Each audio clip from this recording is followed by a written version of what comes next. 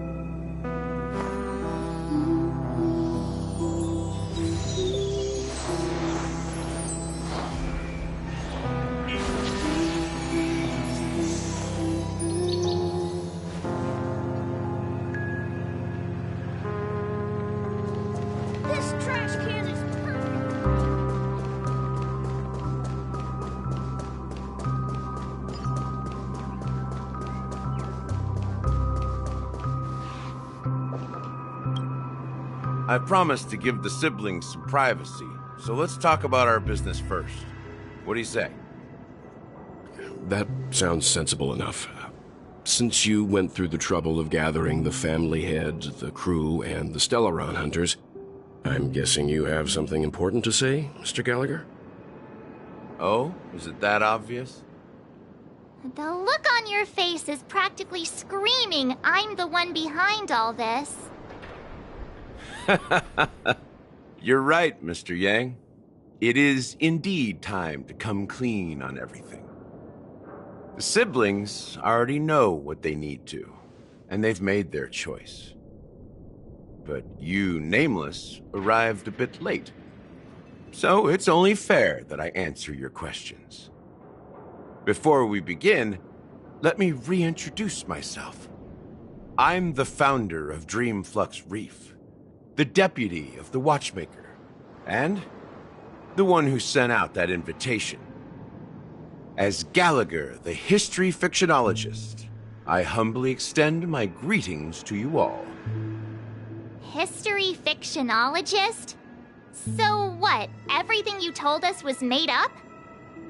Well, don't worry. Almost everything I shared was true. Well, except for the part about the family accepting me back. I double-checked with Micah, and everything he said about the family, the Watchmaker, and Mikhail is true. Thank you for your understanding. Now let's get down to business. I'm sure you're all wondering why I went through the trouble of setting up this battle for the legacy, inviting different factions, and stirring up a ruckus all over Penacony. Well, it all boils down to something very familiar to all of you. The Stellaron. The Stellaron? But how is that possible? Penacony is a free-flowing interstellar hub. There are no signs of contamination whatsoever. You're totally correct. So, care to take a guess at what that means?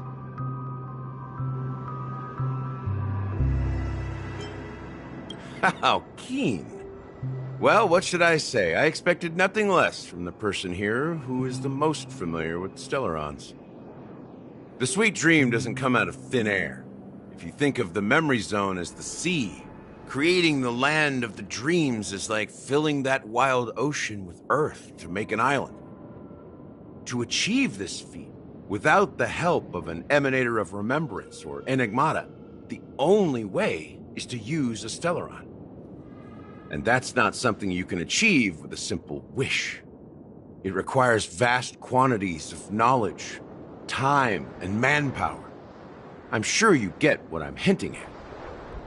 In Azdana, the planet of festivities itself is a Stellaron disaster.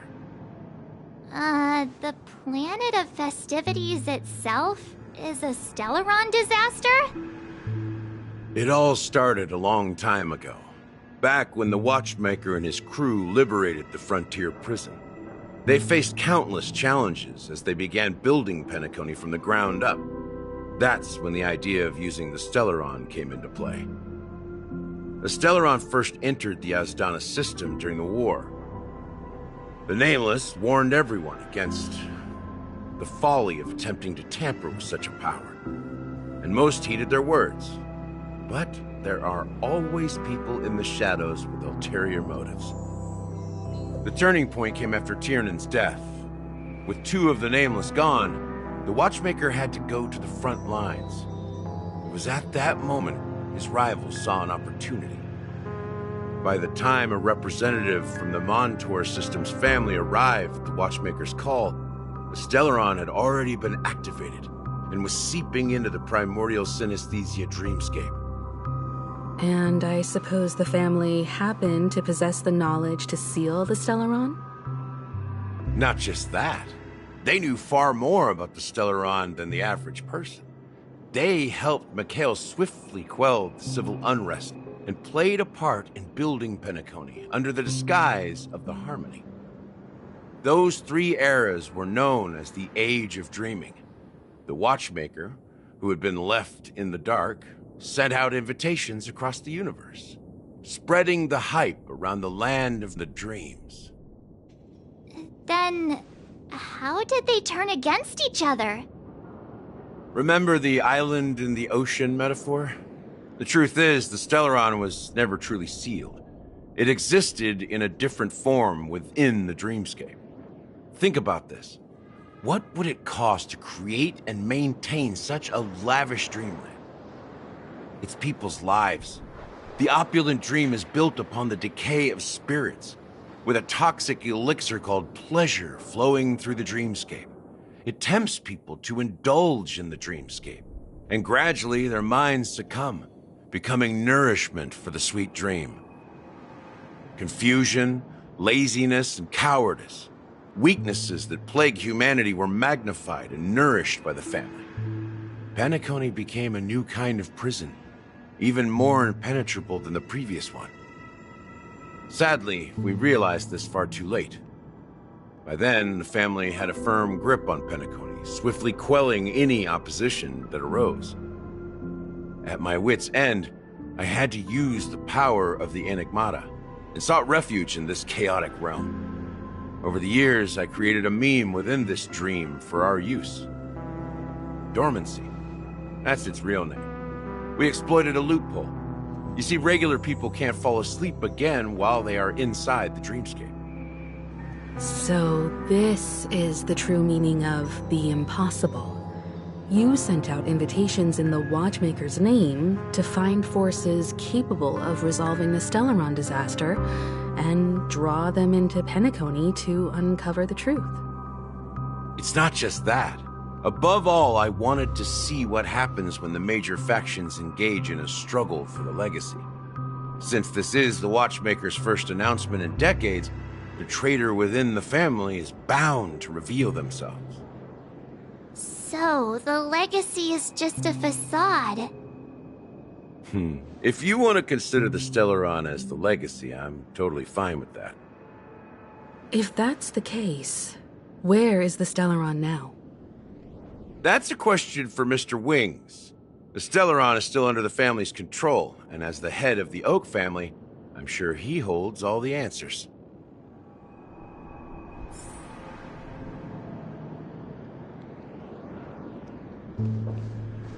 As I suspected, the core of this issue lies within the Stellaron. You all look quite serious. Is there anything I can do to help?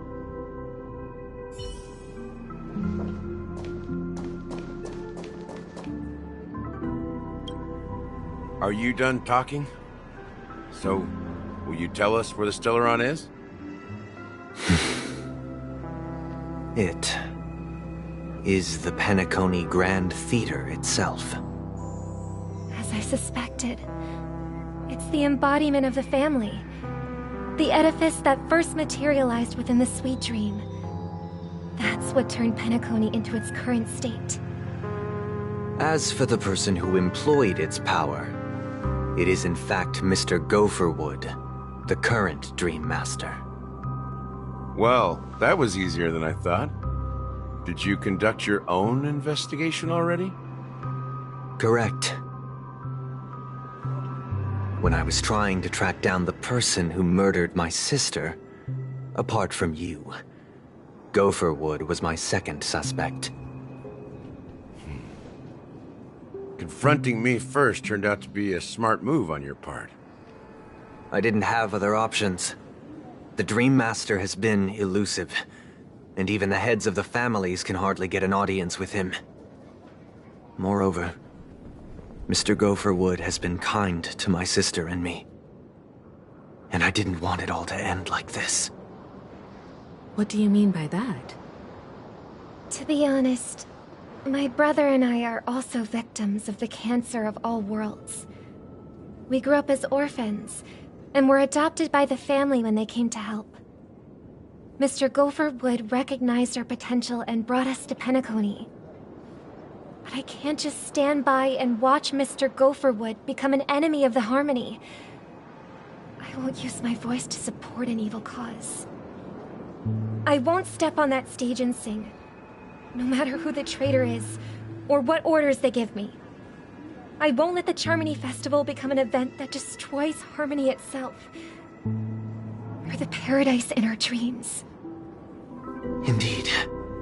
For the paradise in our dreams. As the head of the Oak family, I'm responsible for ensuring Penacony's promising future.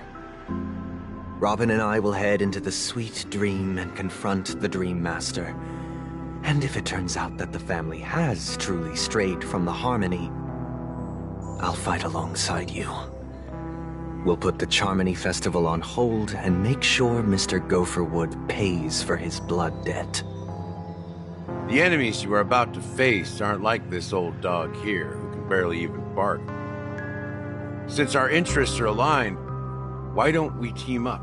Maybe, just maybe, we'll have a shot at success. We have always been following in the footsteps of our nameless predecessors, and there's no reason to stop now.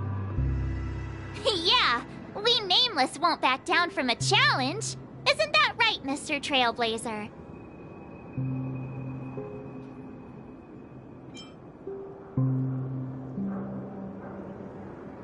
Exactly!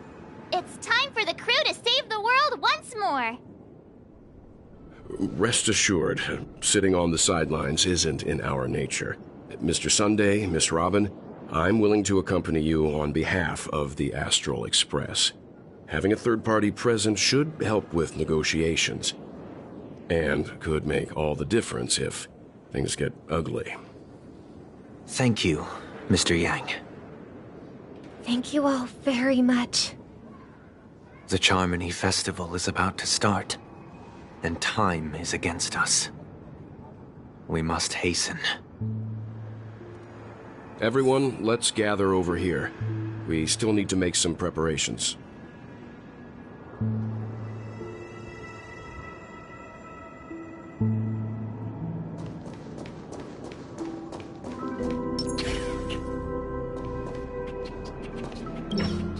I may have been quick to step up to the plate, but confronting the Dream Master could be a very dangerous affair. Huh? Even you're saying that, Mr. Yang? How powerful is that Dream Master? He's the leader of the families of Penacony, and he has the entire power of the Harmony behind him. Not to mention the Stellaron in his possession. We must proceed with great caution. Maybe you can just stay behind this time, Mr. Yang? No, that won't do. Even if we count Robin as an ally, something felt off about Mr. Sunday just now. Although, I can't quite put my finger on it. I have to make sure he won't turn against us when things start to get dicey. You're still carrying the keepsake the IPC envoy gave you, right? May I borrow it for a moment? Huh. I knew it. As I suspected, this chip Aventurine gave to you is actually a miniature transmitter. If I'm right, He intends to use it to track your location or contact you when needed. As it so happens, this may actually be of some use in the current situation. Aventurine? Is he still alive? And what does he have to do with our mission to confront the Dream Master? Remember what I said earlier? Working with the IPC is a way to keep the family in check. If negotiations go south and the family show their true colors by going after the Stellaron, I'll use this transmitter to send a message to the IPC. It'll be just the opportunity the IPC ambassador was hoping for. The only question mark in all of this is Aventurine's current status.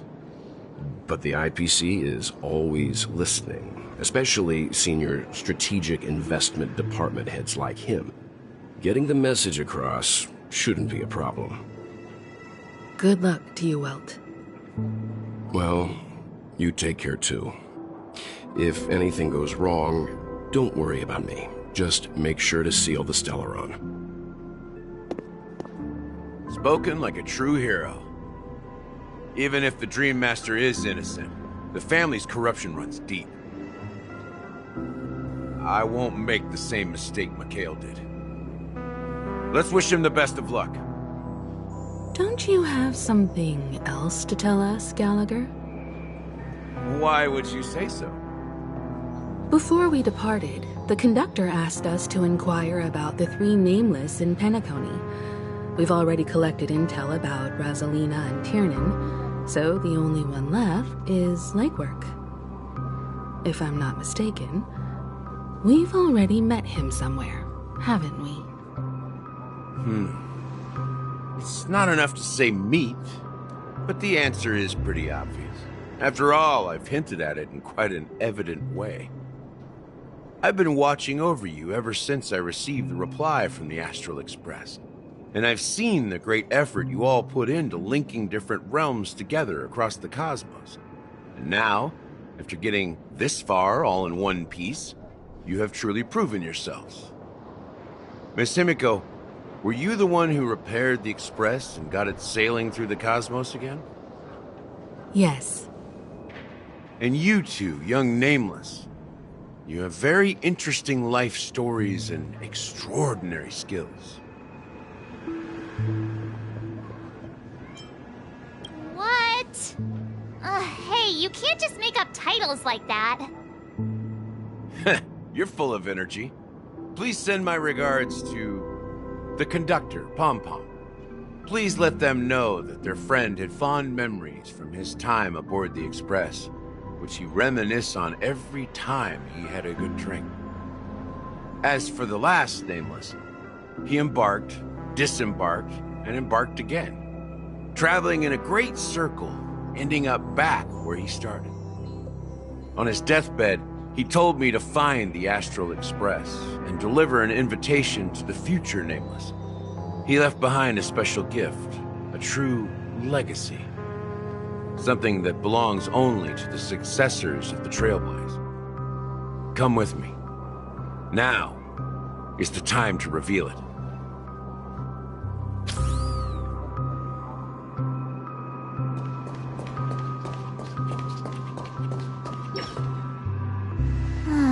Back here again. Sometimes I feel like you're still alive, old friend. Like you've still got so much to say and do. I've kept my promise, brought the future Trailblazers you've waited so long for. I don't know why you were so obsessed with that train, but I remember your last words.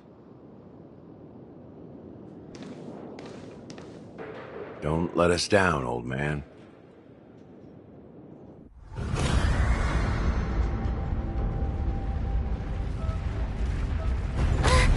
What's happening?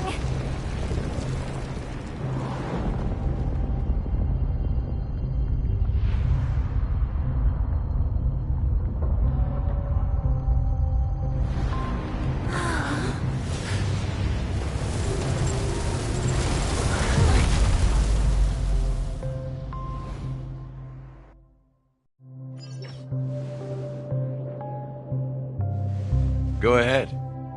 His resting place lies in the garden up ahead. The first and last nameless of Penacony. Mikhail Char Legward, the Watchmaker.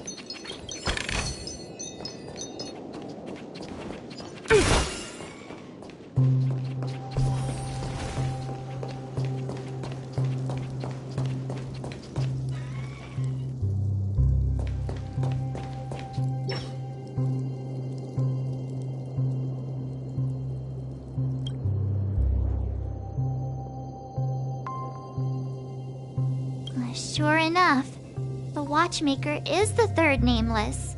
Even I could guess that one. The legacy he left behind was a dream bubble. I believe inside that bubble, there's something that holds meaning only for the nameless. After all, when I checked its contents, I found nothing inside. Maybe some Trailblaze runes? Even more mysterious than me.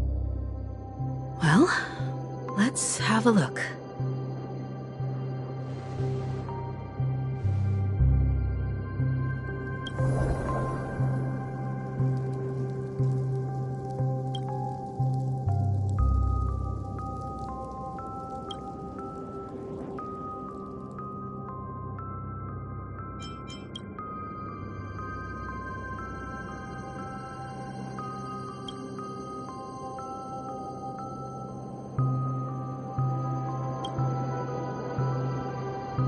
Wait, what's going on? Seriously? There's nothing inside this dream bubble? How could a dream bubble be empty? Just as I suspected. That old man always had this strange belief in the nameless and the Trailblaze. And I never understood where he got that confidence from. Especially since he never managed to get in touch with the Express while he was alive. I could never figure out what was going on in that old man's head. But this empty dream bubble is so typical of him. He was always full of weird fantasies and incomprehensible romanticism. That mischievous old man. Well, I didn't expect him to leave anything concrete behind anyway. Don't think that's the case, Gallagher. I'm sure Mikhail has left us the most precious thing of all. Don't start getting all philosophical on me, all right? Just as Mikhail believes in the nameless of the future, we unconditionally believe in the nameless of the past. How could they leave with regrets for the future when they were ready to dedicate their lives to the land they loved? There must be something contained in this dream bubble. It's just we haven't figured it out yet. You also have faith in the Watchmaker, don't you, Gallagher? Well, I'm a follower of the Enigmata. My philosophy forbids me to have faith in anything. That's why I understand what faith means in the path of Trailblaze. And I also want to know what he left behind. I'll leave it to you guys then. Can I borrow your pet? I need to make a trip back to Golden Hour and check something at the Dreamscape sales store. It's for Mikhail, and for the future of Penacony.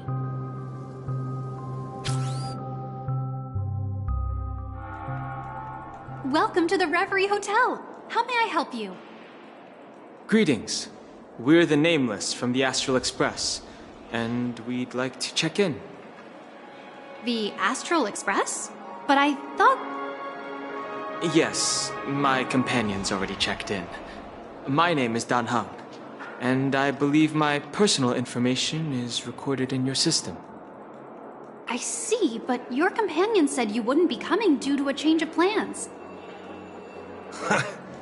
Now the plans have changed again. And you are... Me? I'm Pom Pom, a new Nameless who's also with the Astral Express. He's my fellow trailblazer. We responded to the family's invitation before he boarded the express, so he wasn't registered in your system. Is it possible to accommodate him as well? Oh, I see. Another one of the Nameless had a similar situation. Seems like a lot of people are joining the Trailblaze these days. Since there's a precedent, it shouldn't be a problem. Just give me a second to contact your companions. I'm sorry, dear guests, but it seems I'm unable to reach the other members of the Astral Express. What do you mean by unable to reach them? My apologies.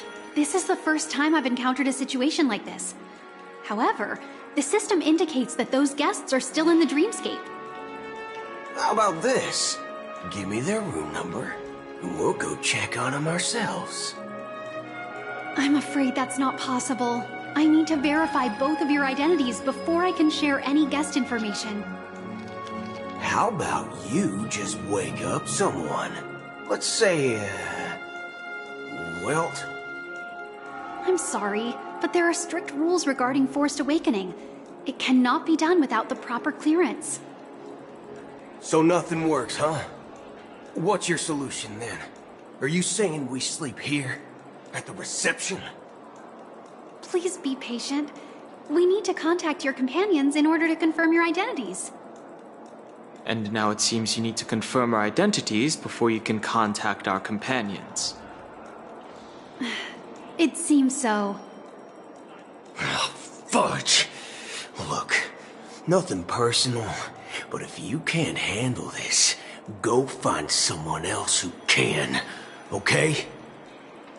Please calm down, dear guests. I do recall that Mr. Sunday, the Oak family head, personally handled this issue earlier. Oh, please wait a moment while I contact him. I don't think she's trying to give us a hard time. She really just doesn't know what to do. I have a bad feeling about this. You tried to contact them on the Express earlier, but they didn't respond. Something doesn't seem right. I need to leave for a moment. You can stay here with the receptionist. Sure thing. Just don't keep me waiting forever. Don Hung seems pretty worried about his companions. I should give him some space. Stressing out about it won't help anything.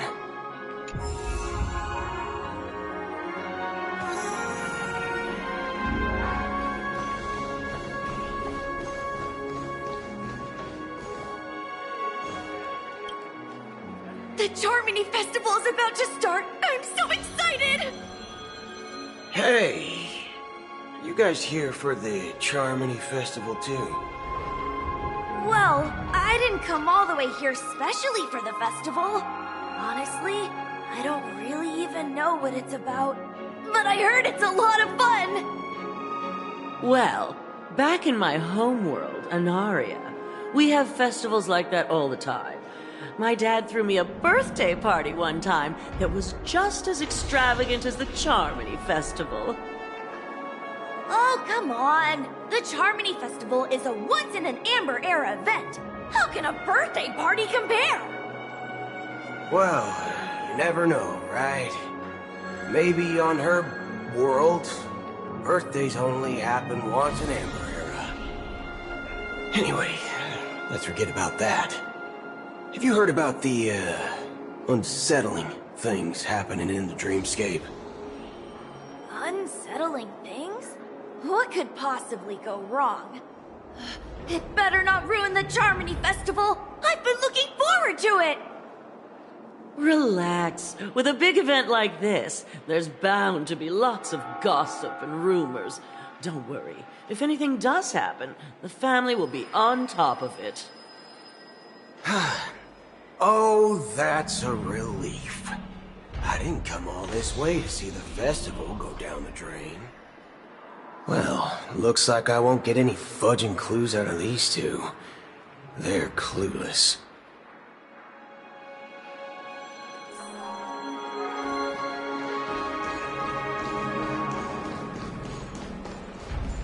Face recognition.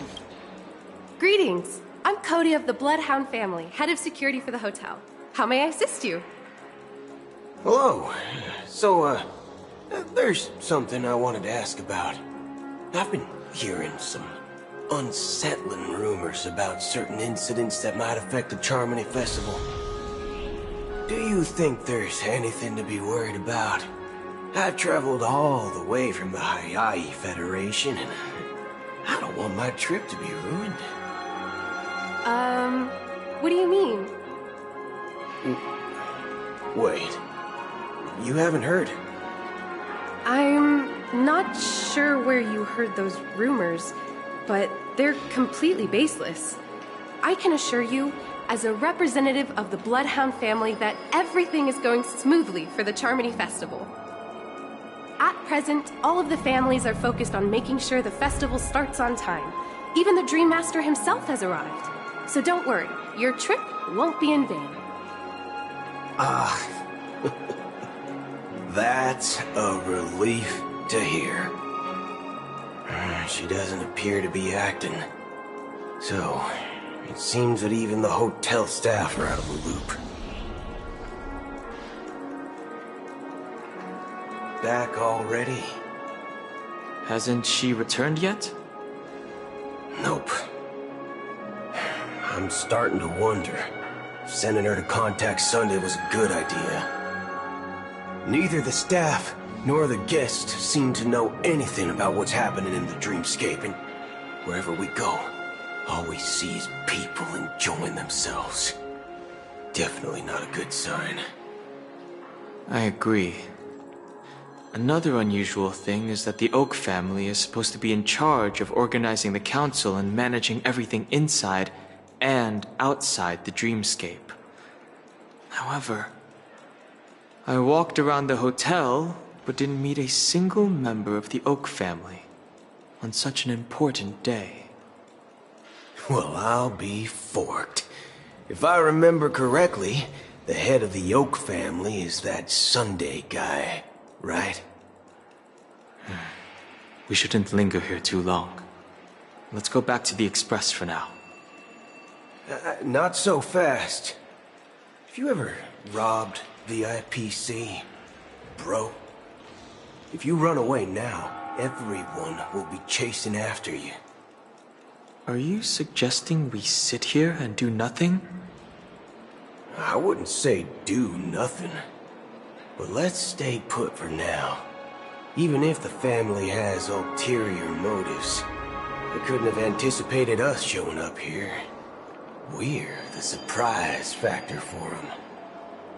They don't want to attract unwanted attention from certain outsiders, so they won't do anything reckless. See? The IPC lackeys are keeping a close eye on this hotel. If I were a family member, I'd find an official excuse and keep the surprise factors here. If we just wait here, that would be like walking into their trap. Of course, we don't need to walk into their trap. I gave a backup plan to the Memo Keeper. If it turns out we won't be allowed to enter the dreamscape, she'll order a drink for me in the VIP lounge at the hotel. In reality, A secret signal. that's right. Oh, a concrete object can indeed help the Memo Keeper establish a connection with you. But Boothill, if you have more backup plans in the future, I hope you'll let me know in advance. I'm sorry, but it's one of my quirks. I have too many unreliable friends. And if I reveal that I have backup plans, things can go awry. And that would leave all backup plans completely useless. How do we get into the VIP lounge? This is where my street smarts come into play. You're the lobby manager, right? Yes, I am. How may I assist you? We're the Nameless from the Astral Express. We wanted to check in, but there's something wrong with your system. The lady at the front desk said she would contact the manager, but now she's nowhere to be found. Now, we've been waiting here forever, without any food or water. What the fork, man? Is this how the family treats its guests? Is this your idea of street smarts? Starting an altercation? It's called standing up for your rights. I apologize for the inconvenience. Please wait while we try to contact Mr. Sunday. I'll arrange 2 premium seats in the VIP lounge so you can rest there while you wait. See? Just like that. Just don't call yourself Nameless next time.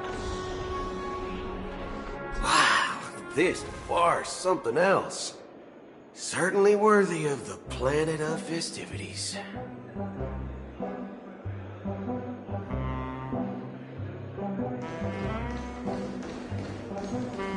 One Peach Soul Glad? Good evening, gentlemen. Hey, I have an order for a bottle of Hasdana's White Oak. Can you help us find it? Hasdana's White Oak? I think there might be a misunderstanding. We don't serve that here. Oh, no way. Are you sure you're not mistaken? If someone had reserved such a beverage, I would definitely remember it. It sells for hundreds of thousands of credits per bottle, after all. I couldn't afford to cover for such an item if it were broken or lost. That's strange. Well, could it be that the Memo Keeper couldn't afford it? Then what should we do now? Oh, no need to rush. Well, let's grab some drinks first. Maybe I arrived too early and he hasn't come yet. Now, let's see what kind of juice malts you all have here. Well, give me a glass of Heenum Valley, 40 years. I'll have it neat. No ice. Well, that's the most expensive one on the list. You have a taste for the finer things. It's on the house, anyway. What can I get for you? Anything you recommend is fine. Then I would recommend today's special, Glass Village. It's classic Soul Glad mixed with Laboon juice. It's refreshing and suits your cool demeanor. Just 1 minute. This flavor. Dynamite barbecue with rocket fuel. Ooh, really hits the spot. Truly the finest sherry cask aged malt juice in the cosmos. Dynamite barbecue with rocket fuel. Is that really something that humans enjoy?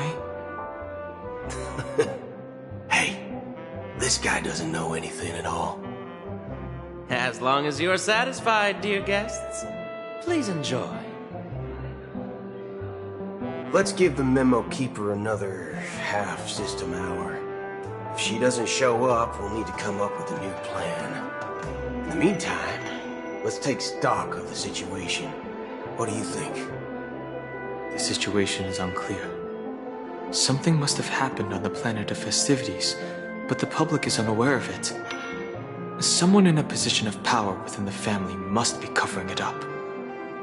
It's unusual for the followers of the Harmony to invite other factions, let alone the IPC and the Masked Fools. If what you said about the Emanator of the Nihility is true, the situation in Penacony is a little complicated, to say the least. Actually, there's something else I'm concerned about. Regarding Acheron. As you know, the faction that follows the path of the Hunt are some of the most dangerous folks in the cosmos to mess with. I mean, who in the right mind would impersonate the Xianzhou Alliance or the Galaxy Rangers?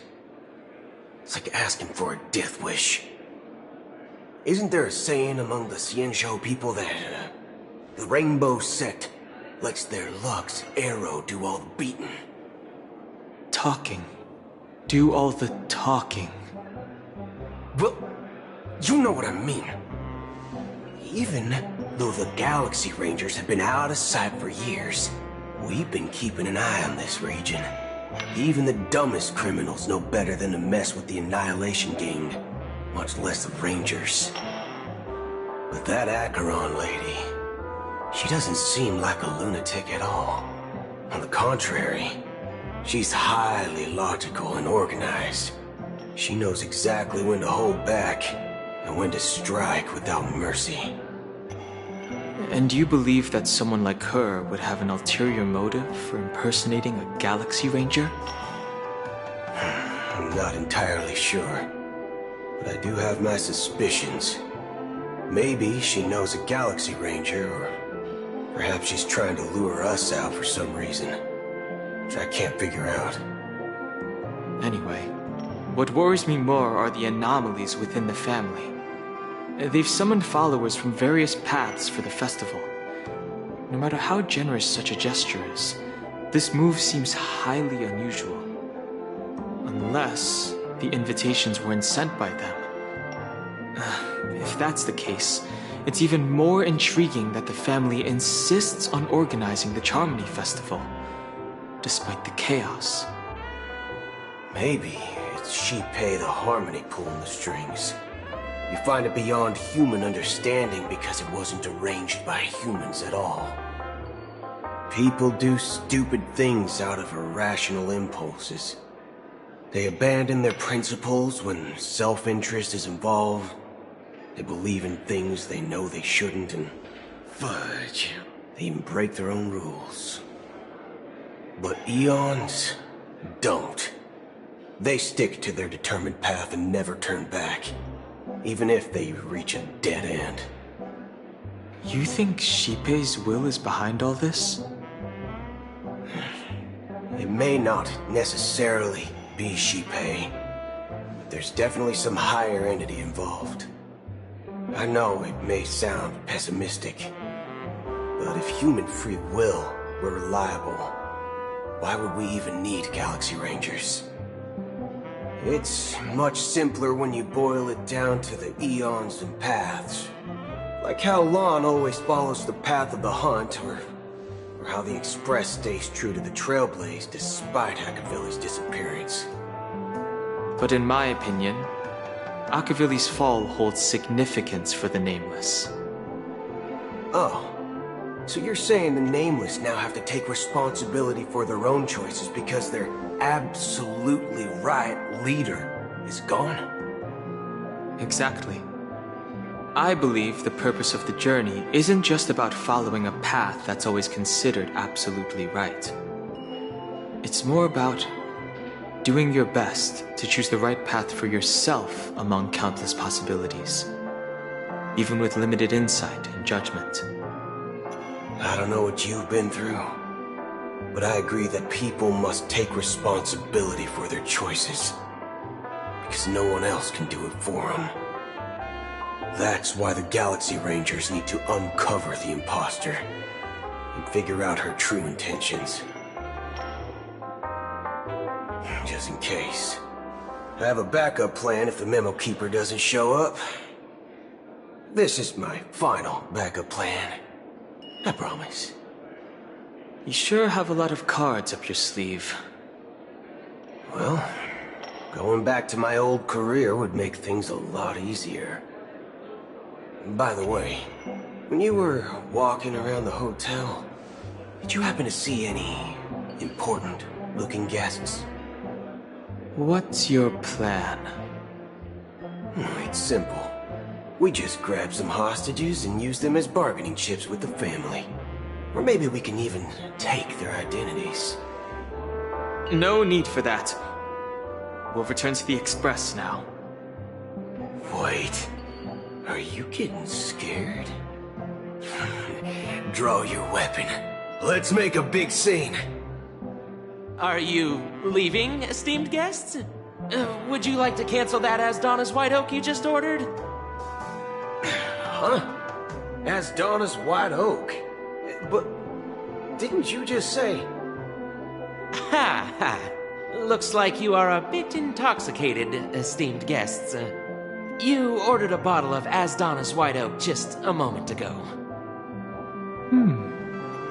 Looks like your Memo Keeper friend has finally arrived. Oh, right. Sorry, my memory's not the best. You know, too many modifications and all. Anyway, let me check. Well, fork me. It says Donna's White Oak, all right. And there's a note. I'll be waiting for you on the Astral Express. No mistake. That's her message to you. She knew the hotel wasn't safe, so she suggested we find another place. Well, looks like we took a detour, but now it's back to the Astral Express. So, what are we waiting for? Let's go.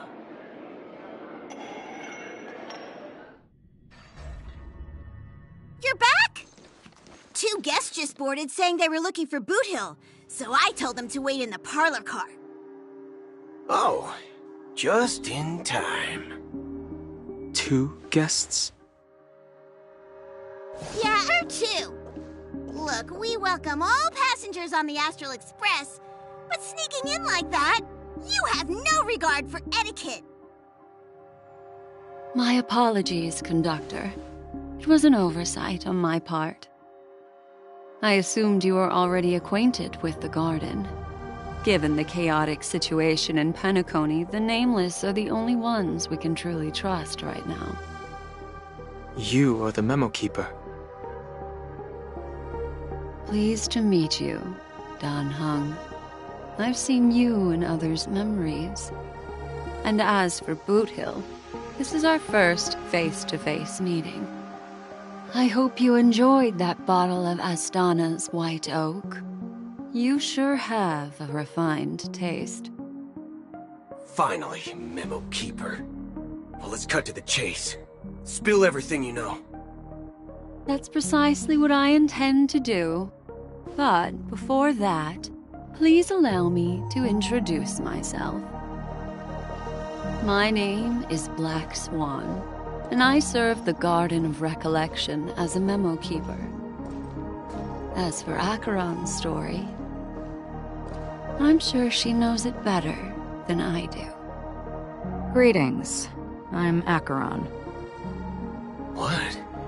You Garden of Recollection shirtbag! You betrayed me!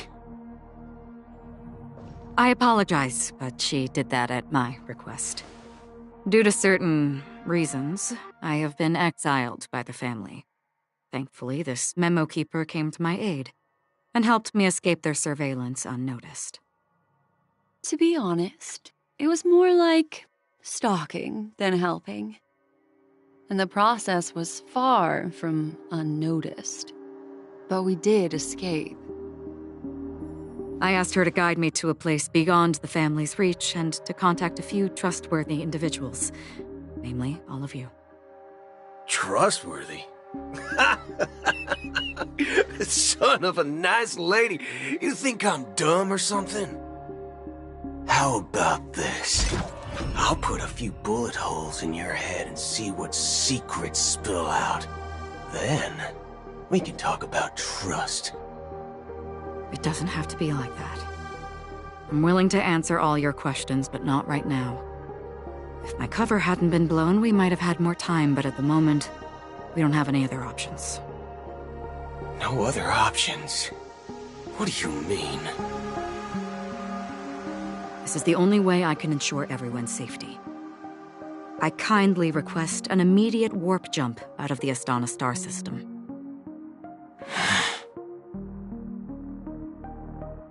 This passenger is requesting... As far as I can tell, she's not a threat and seems to be telling the truth. I've briefly traveled with your companions and know their whereabouts, Dan Heng. Please rest assured, your nameless companions are safe, but they need our help. As for Boot Hill, you may have guessed. I've been waiting for you. Galaxy Rangers are known for their elusive nature and limited contact with each other, so this was the only way I could reach out to you. Only by doing this can I find a true Galaxy Ranger and fulfill a long-standing promise. To return his relics to their rightful owner. Someone once told me that every rainfall is like a gift from the heavens, a sign of their mercy upon the world. Raindrops are said to be the tears of the gods, shed in response to the sorrows of the world. Their constant pouring is a reminder that the gods haven't abandoned us yet. So, how long has this rain been going on for? I used to believe, just like you, that it would eventually stop. Years and decades passed. And in the end, such hope faded away before the rain did. Looks like the god you mentioned doesn't exist after all.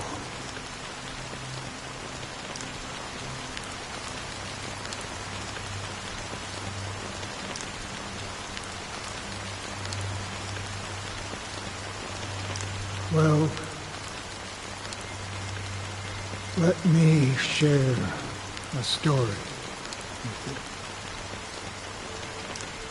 you. Mortals who walk the paths are like sailors on a vast ocean, leaving behind a trail that creates countless ripples of possibilities. These ripples last longer than the fleeting lifetimes of humans. And for some, their presence leaves such a strong mark that it's reflected in the waves. Like those shadows on the ocean. Sin-thirsters, the obsessions of the Pathstriders, they emerge from the depths of IX, seeing themselves as masters of their own destiny, unknowingly repeating the actions of their past lives. They emerge from the nihility and head toward it, leading purposeless lives. However, these hollow phantoms, they were once my dear companions. A group of Galaxy Rangers.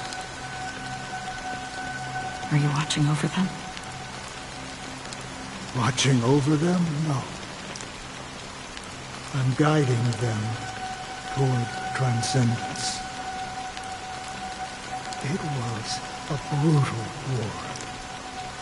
A crusade that shook the universe. The universe witnessed the fall of Zuro, the Lord Ravager, but it came at a price. A price so hefty that only those who were there still remember. The unwavering determination of the Hunt followers persists even in death. So someone must guide these lost souls to their life beyond. They were heroes in their time, and they shouldn't be reduced to mere puppets of nihility. As for me, I've suffered too many losses on that battlefield to advance any further. And that makes me the most fitting person to carry out this task. But you know, these sin thirsters, they're not who they used to be. Does this seem pointless to you? Well, some tasks have to be done, even if they are pointless.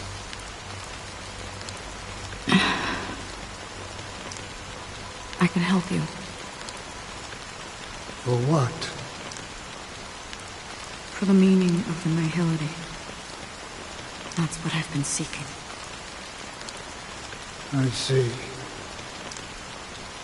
After all, this realm is off limits to ordinary souls, right? Thank you, stranger. I wish that you find what you seek. Before we part ways, I have one more question. It is true that their actions and even their entire lives may seem pointless from our perspective. But if, and it's just an if this is what the departed ones expected, should we try to change it?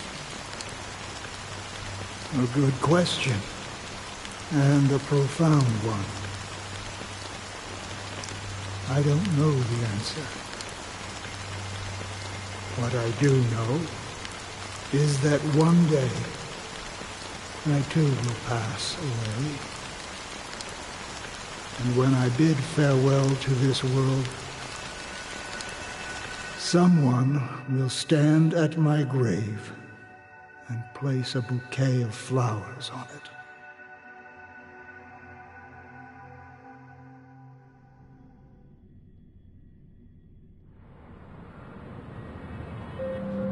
When I appeared as a child, my speech, mindset, and soul reflected immaturity and innocence. As I grew into adulthood, I left behind my childlike side.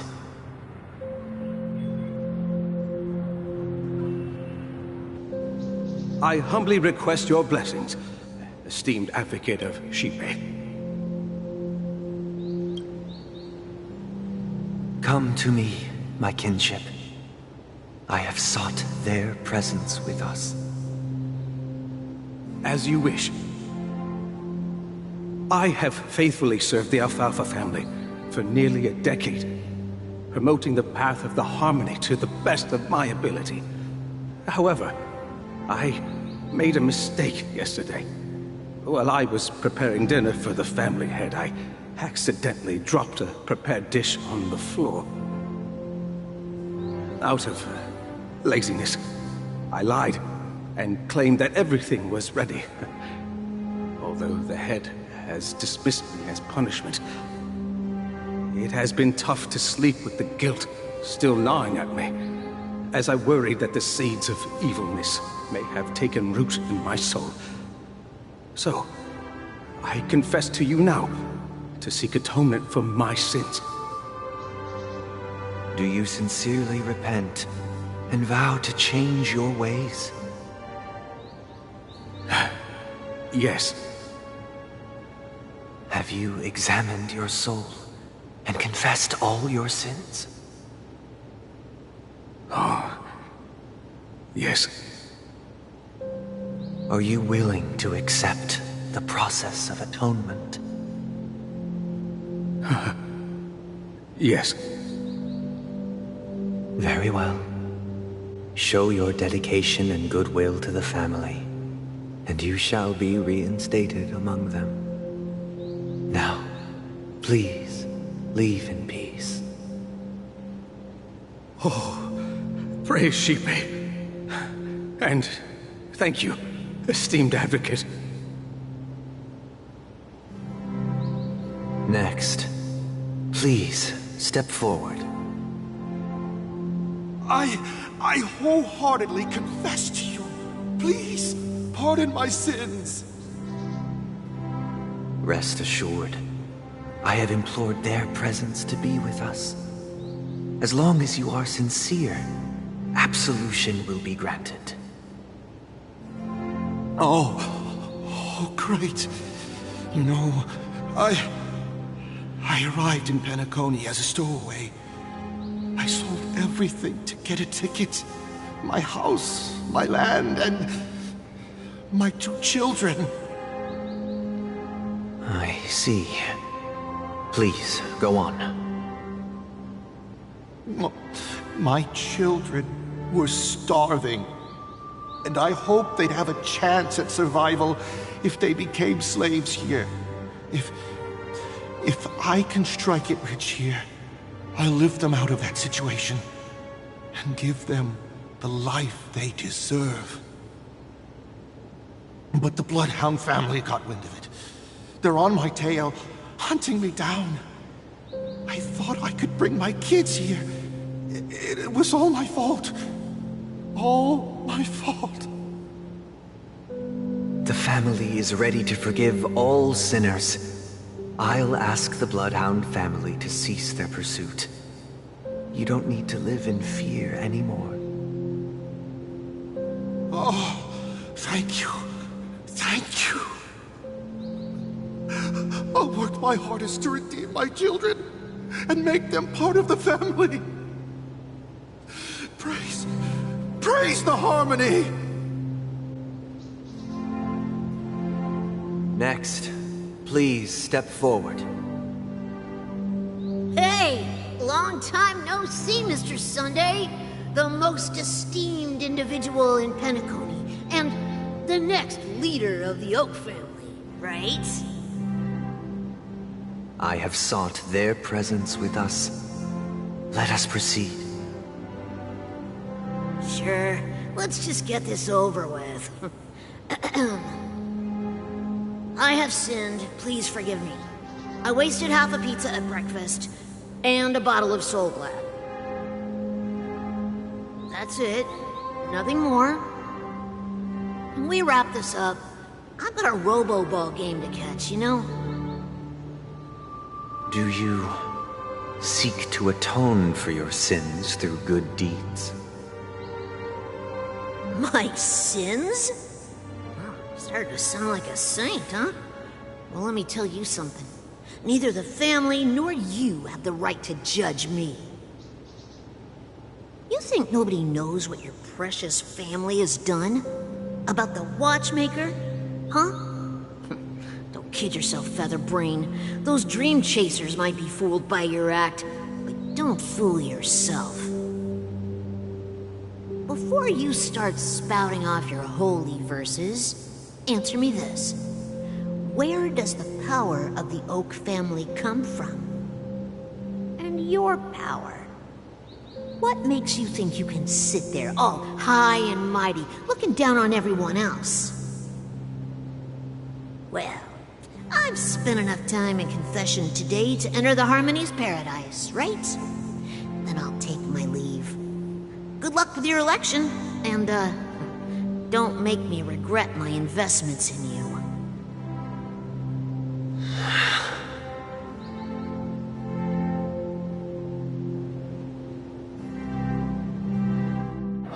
revered triple-faced soul, hear my doubts. Who can judge the strong when their power hides their crimes? Who can vouch for the weak when they will pay any price to survive? Who can comfort the purest souls when even they get led astray? If the strong defending the weak is truly the foundation of paradise, then who is responsible for the suffering and anguish in this wretched world?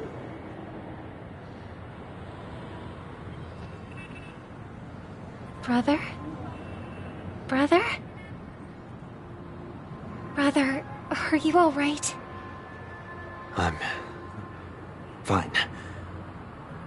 I've been working long hours, and I just made a trip to Dreamflux Reef and back. So, I'm a bit out of sorts. But it'll all be over before we know it. You've been working non-stop on the Charmony Festival, Mr. Sunday, and no one could have predicted this incident. Even if the Stellaron does pose a grave threat, I still feel sorry for all the trouble we've caused you. No need to worry about troubling anyone. The Charmony Festival was meant to spread joy and harmony across the cosmos. But now that we know the truth, I'm afraid we'll have to cancel it. It has always been our wish to make everyone happy, so... we'll do our best to explain everything to the Dream Master. I'm sure he'll understand. Even if the negotiation does not go smoothly, I'll refuse to go on stage. Without the Chord Master, the Harmonious Choir would not arrive, and the Charmony Festival would be just a grand performance, and nothing more. I'm relieved to see your determination. You know, since arriving in Penacony, we haven't had any contact with this Dream Master himself. I'd heard of the heads of the 5 major lineages, but the Dream Master is a mystery to me. The Dream Master rarely grants an audience, even for us. But, given the urgency of the situation, he's agreed to meet us in person. Perhaps you'll be the first guest to meet the Dream Master in years, Mr. Yang.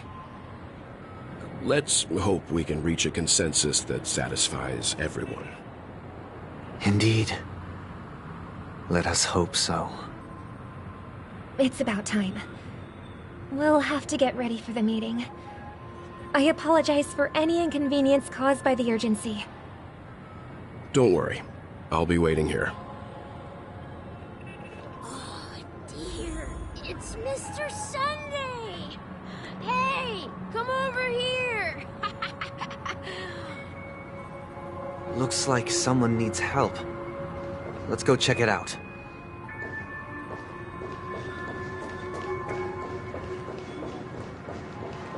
Checked off the list. Now, where should I go next?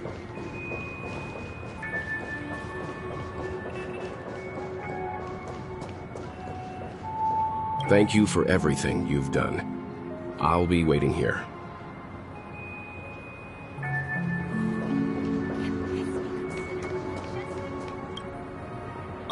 Mr. Sunday. Hey there! Okay, see the moon in the sky? It's about the size of the cap on my Soul Glad bottle. If I just reached out my hand, I could grab the moon, couldn't I? The moon? You mean the Grand Theater?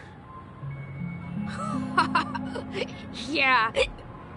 Look at me. I've been away from home for too long. I must be missing that moon. But it's no big deal.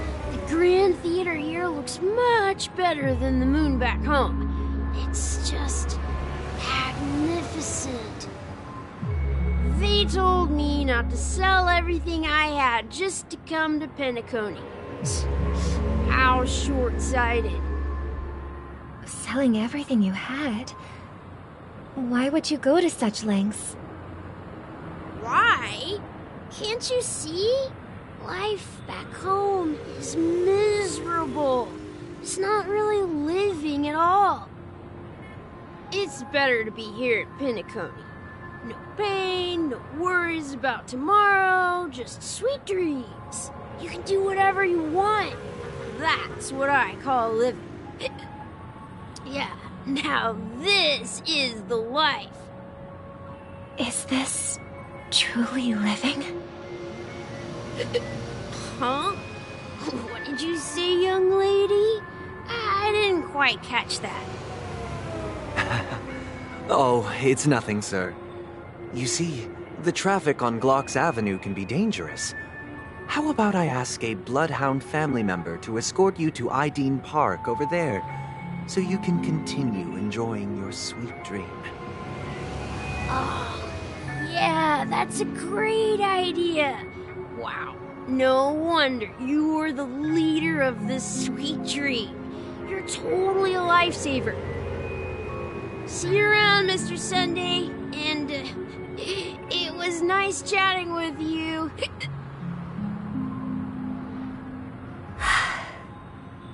What's up, sister? This is the land of the dreams. But why do they live like this? The man we ran into, he doesn't seem happy at all.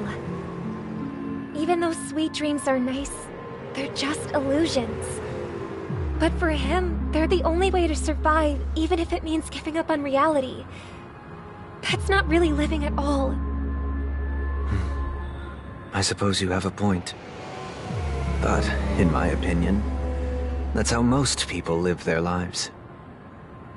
Why do you say that? You think that man is not actually living, but that's not quite accurate. Even without Penacony, people create their own illusions called self-value.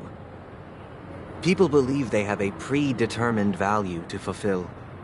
Gaining value means gaining power, and those deemed worthless are seen as the weak. However, value doesn't come out of thin air, and there's a limit to it. To accumulate value, people have to take from others, so the weak get exploited and oppressed. Are you suggesting that this is not how things should be? Exactly. But, ironically, people don't think there's anything wrong with it, because they uphold the illusory notion of self-value, and even the weak believe in it. The survival of the fittest. That's where all the tragedies in the world come from. People come to the sweet dream in Penacony to escape from that reality and find solace. No tragedies exist here. Only happiness, although in its nascent form. Isn't that the same paradise we yearn for in our dreams? Perhaps that man is just an exception. Let's not jump to conclusions. We should experience the dreamscape ourselves, just as I did at Dreamflux Reef. Yes, seeing is believing. I'll accompany you. The Dream Master hasn't shown up yet, so we have some time for a stroll.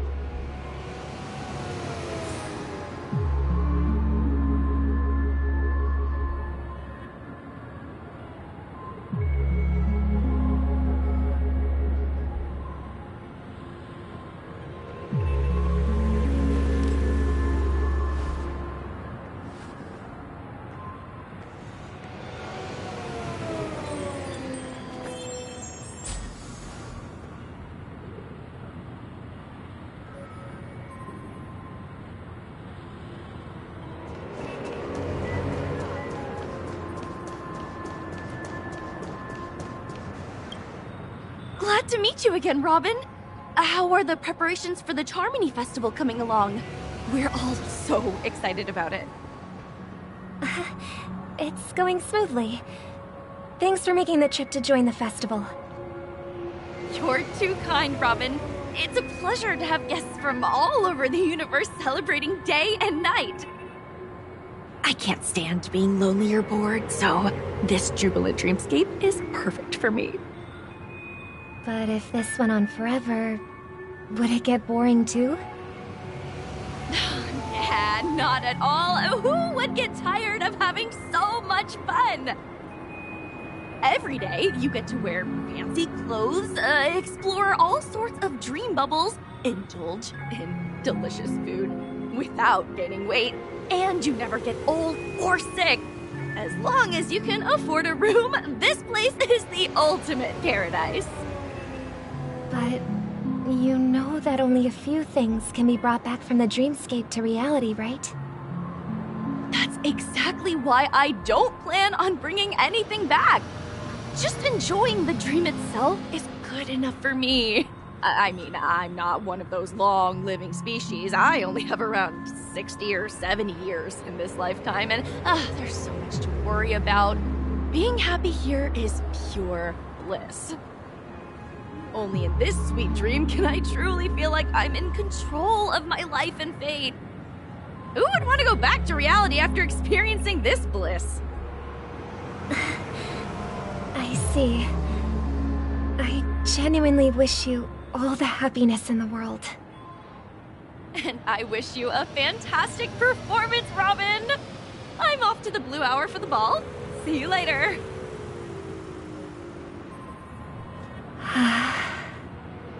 Seems like that guest's perspective didn't resonate with you either. She had a valid point. And I could sense her genuine happiness. It's just that...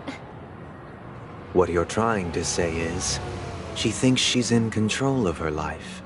But in reality, she's just escaping from reality and seeking solace in this sweet dream. Once she steps out of this sanctuary, everything will be lost. Well, she did make mention of being able to afford a room. Didn't she? However, the paradise in our dreams, it doesn't have to end. No. And the paradise we yearn for shouldn't be just a fleeting dream either.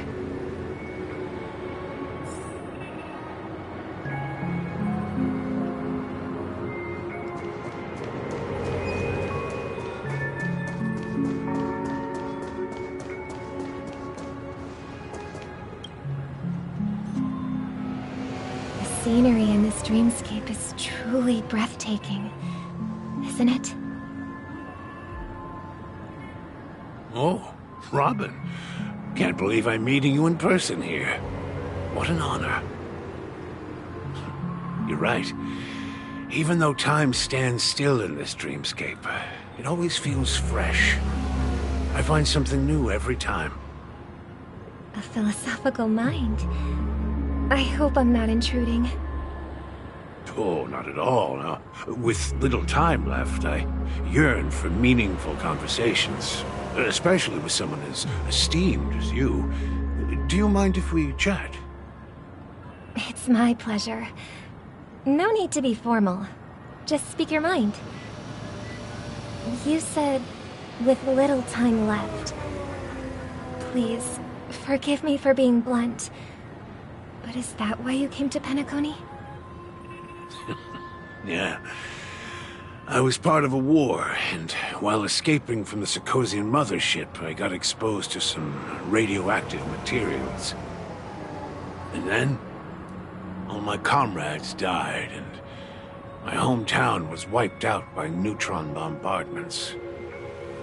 I couldn't bear to live with everything I knew gone. That's when I heard about a possible solution here, so I came. How heart-wrenching. I hope the family has been able to help you. They have, and I'm truly grateful for that. They provided me with a comfortable room, the most advanced life support devices in the cosmos, and a stellar team of caregivers. My physical body is now in the dream pool, sustained by life support. The me you see here is whole, rational, and no different from any other person. But I can't say the same for the me in the hotel room. My true appearance. No. I hope you never have to witness it, Robin. So, you'll be living forever in this dreamscape, right? Just being able to live at all is good enough for me. Whether it's in this dreamscape or not, well, I don't really have much say in the matter. My world has been torn apart, and my life could end any second. So, even if this whole place is an illusion, it's still my paradise, and I'll treasure every moment I spend here. How I envy those everlasting things. That old man's story. It's so tragic. Fortunately, this sweet dream gives him joyful memories to hold on to for the rest of his life. That's precisely why this sweet dream in Penacony exists. However, even the sweet dream has its limitations. While it provides solace to the disillusioned, it can't completely eliminate pain in reality. There will be a way out. Penacony is already on the right track.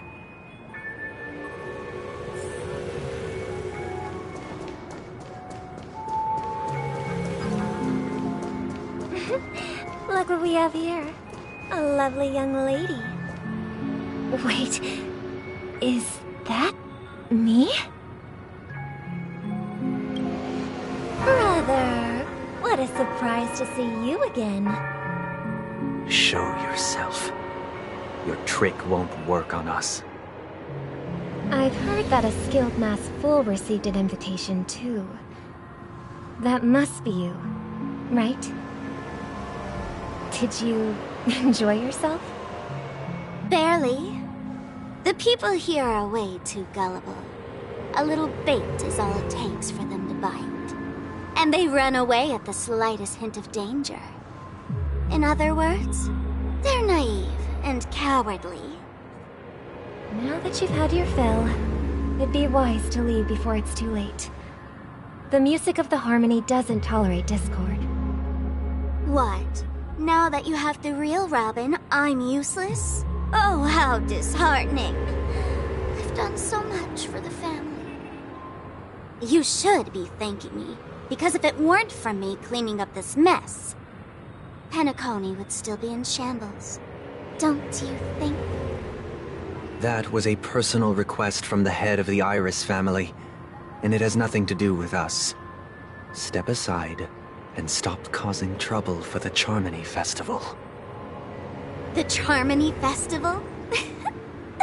You think you can scare me? You think I have no idea what you're planning? I don't care what you're thinking, chicken wing boy. But I'm pretty sure our lovely Robin won't be appearing on stage. After all, you're well aware of what a sorry state this dreamscape is in under the banner of harmony. Penacony, the land of the dreams. Is this truly the paradise you desire? Stop it. What's the rush, chicken wing boy? Did I get to you? Our paradise is none of your concern, masked fool. Leave now, or the family won't tolerate you anymore. All right. I'll go. But Robin, I suggest you seriously consider this. Do you really believe those living in dreams can escape pain and find true happiness? Well, I've done my part, and now I'm simply waiting for the fireworks to begin. Here, the last 2 gifts for both of you. And don't lose them. If by some unfortunate chance the Charmony Festival starts against all odds, remember to use them during the show. And it'll be thrilling. Bang! I heard a raven cawing in the distance. It seems the Dream Master will arrive soon.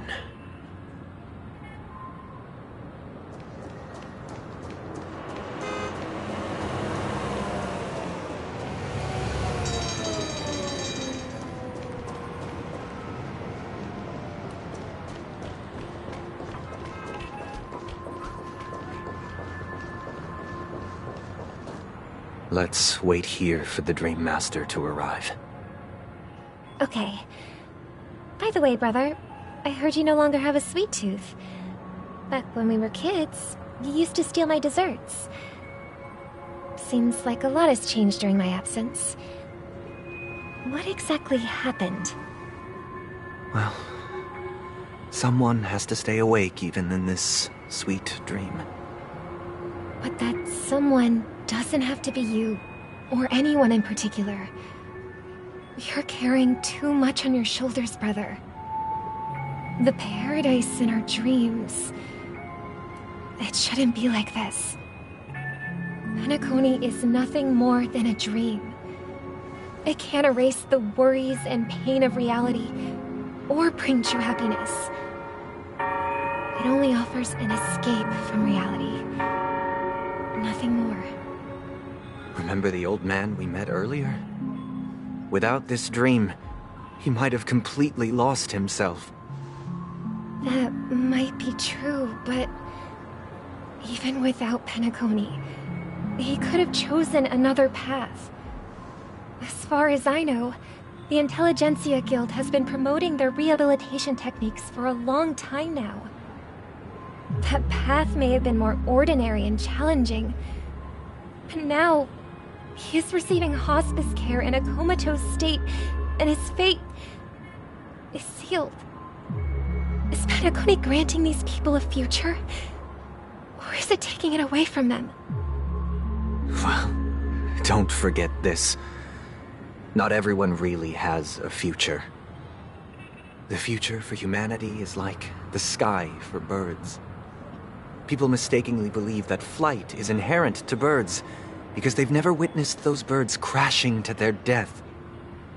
Do you remember how we took in that little Charmony dove when we were young? Yeah. We took care of it. Provided food and water, groomed its feathers. And later, when I decided to leave Penacony, I opened the cage and set it free. Well, I didn't mention what happened to it in my letters because I didn't want to upset you. Shortly after you left, it crashed to its death right in front of your window. I had surmised as much. I knew you wouldn't have avoided mentioning the bird for no reason. Despite that unfortunate outcome, I still believe it was the right decision. Birds aren't meant to spend their lives in cages. They belong in the sky, even if they can't fly. But here's the thing. If there are birds in this world that can never fly, can we really assert that they belong in the sky? Are you implying that the same goes for humans too? Let's take the Astral Express as an example. The Nameless made tremendous efforts to bridge worlds, gaining fame across the universe. However, only a few extraordinary individuals can endure such a perilous journey. That's because the pursuit of the Trailblaze exceeds the capabilities of ordinary humans. Otherwise, why would this path be filled with broken rails, an abandoned express, and even a fallen Eon? That's just sophistry. If that were true, then only the powerful would have the right to determine the future. Unfortunately, that's exactly what happens. Another name for the future is self-value. While this world has its fair share of heroes who inspire people and garner admiration for their heroic deeds, the majority of ordinary people will never become heroes in their lifetime. Some are born weak and vulnerable. Some find themselves trapped in unfortunate circumstances. Some fall victim to malice and cowardice. When it comes to survival, everyone is equal.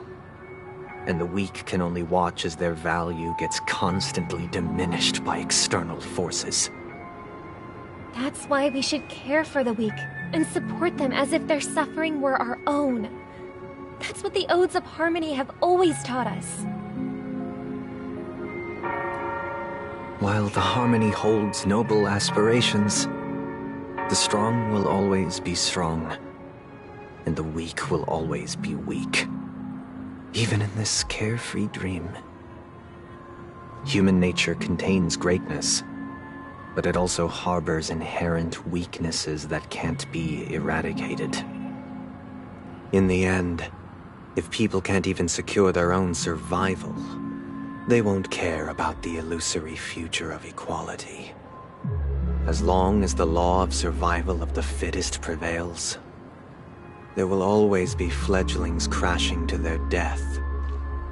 But if people don't live for the future, do they merely exist for survival? If even you, my brother, don't believe that the Harmony will save the weak, then which Eon can make our dreams come true?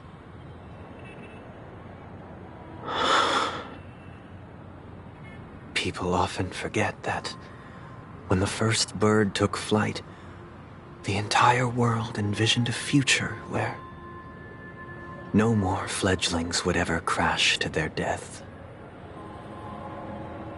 Are you reading, sister? What are you reading? Mr. Gopherwood gave me a picture book. It's about the story of the harmonic strings.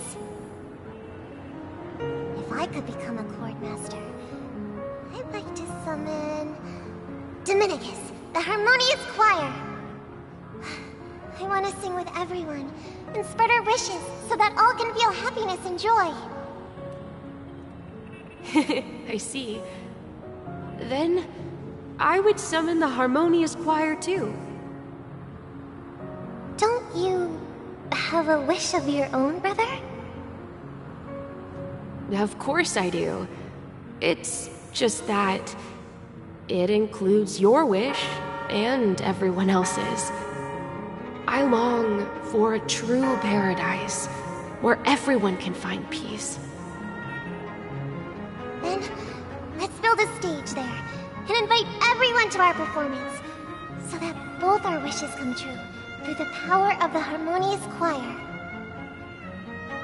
It's a deal then. Yeah, it's a deal. But how can I become a chord master?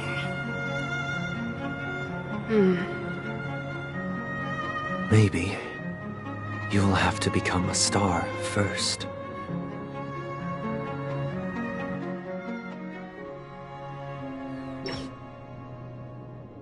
You're back sooner than I thought. Any results?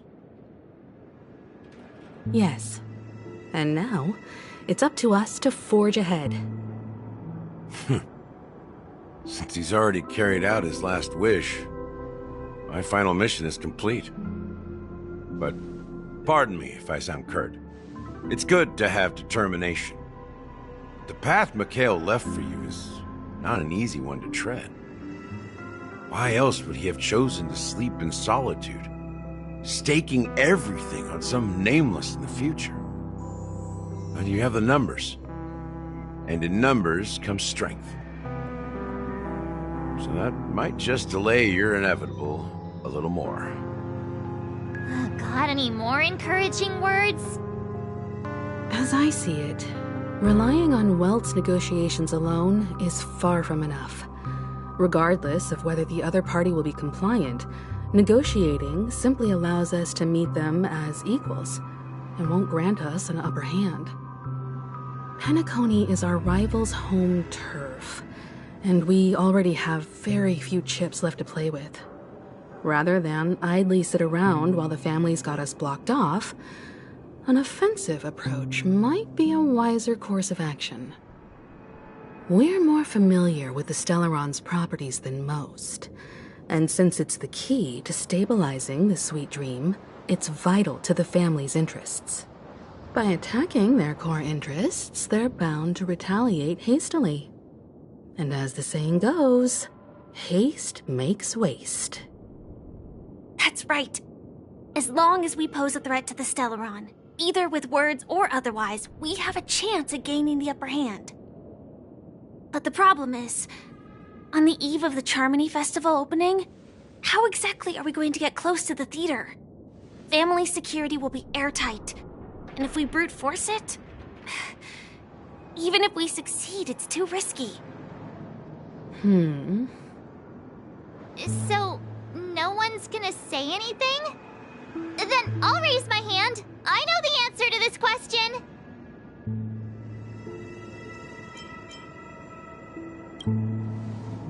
Why are you speaking like the General of the Law Fu? So, I heard that before the Charmony Festival begins, there'll be a pageant to kick off the festival. It's called the Soul Glad TM Festivity Auditions, or something, and it's going to be held in the moment of Scorch Sand.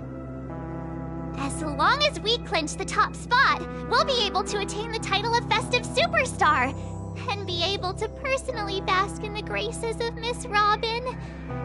Not that that's important. What's crucial is that we can enter the Grand Theater before the audience arrives. So, how do we go about participating in these festivity auditions? I've already procured special invite tickets from Miss Robin's fan club. To tell you the truth, I had been preparing to join the auditions all along, but now it looks like even if I scrape through, I probably still won't have the chance to shake Miss Robin's hand. So they're still running this thing, huh?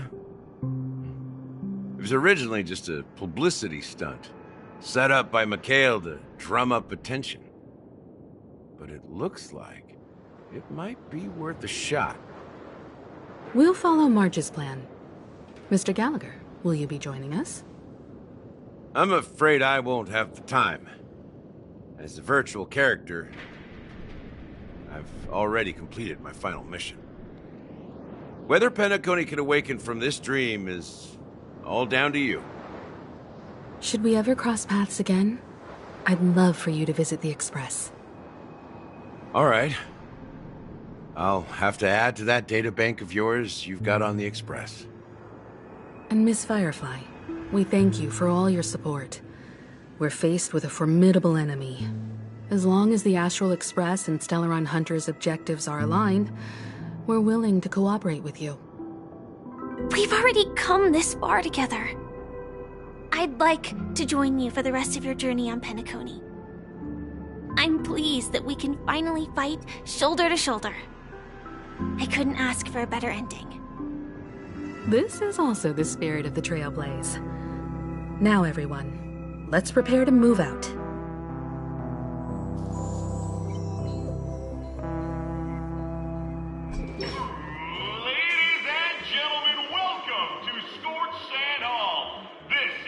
Challengers thrive and dream chasers shine, all under the watchful eye of the entire universe.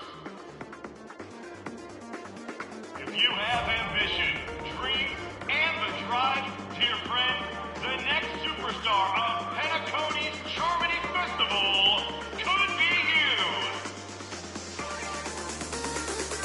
Wow, they've really outdone themselves! Oh, I'm starting to get excited! Here come four friends with spirit high and full of steel. Are you aspiring to be the superstars of the festival? Is he talking about us? Yes, you! There's no doubt about it. I see you have all the potential of a superstar in you. Excuse me, you four. What are you hoping to get out of all this?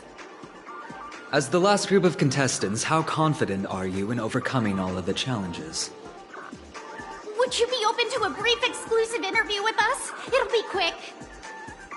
Your journey is long and fraught with peril, yet under a sky blanketed by banners, you vie for the crown. The sword and rose! Protect the beauty! The beauty, the beauty! Magnificent and majestic!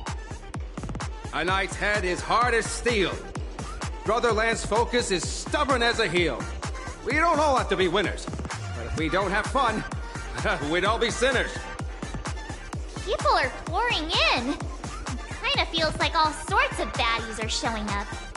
Let's get in there quickly and enter the competition. Ladies and gentlemen, please, make way. Make way. Coming towards us now is one of Penacony's top 10 wealthiest tycoons, and the soul-glad business empire's founder, Mr. Ideen. Allow me to introduce myself. I'm the director of Soulglad's factory, Ideen Lena. My four friends, introduce yourselves to the audience across the cosmos. Hello, everybody. I'm Himiko, a nameless from the Astral Express, and these are my companions. Don't you guys need to hide your identities? Can't hide it anyways. Penacony is plastered with our posters. And because the Astral Express is so well known, the family won't dare to make any rash moves.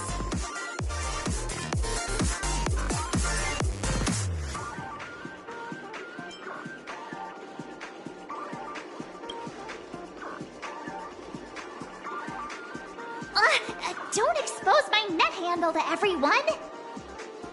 Hello, everyone! I'm March 7th. I'm an ordinary girl who loves adventures. Hello, everyone. I'm Firefly. I am also an ordinary girl who enjoys adventures. So it's a bunch of nameless guests. This final face-off is bound to be spectacular. Time is precious. My four friends, come with me. Grab a bottle of Soul Glad and make your dreams a blast.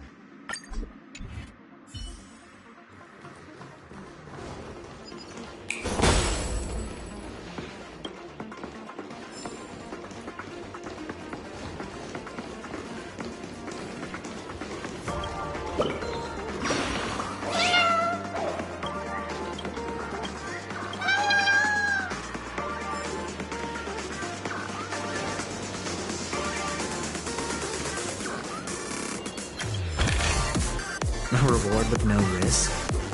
I'll take it.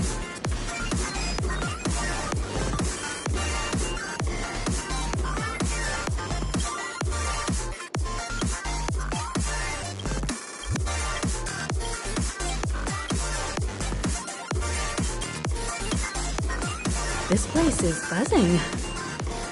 That's right. This venue is a miniature representation of that time known as the era filled with boundless possibilities.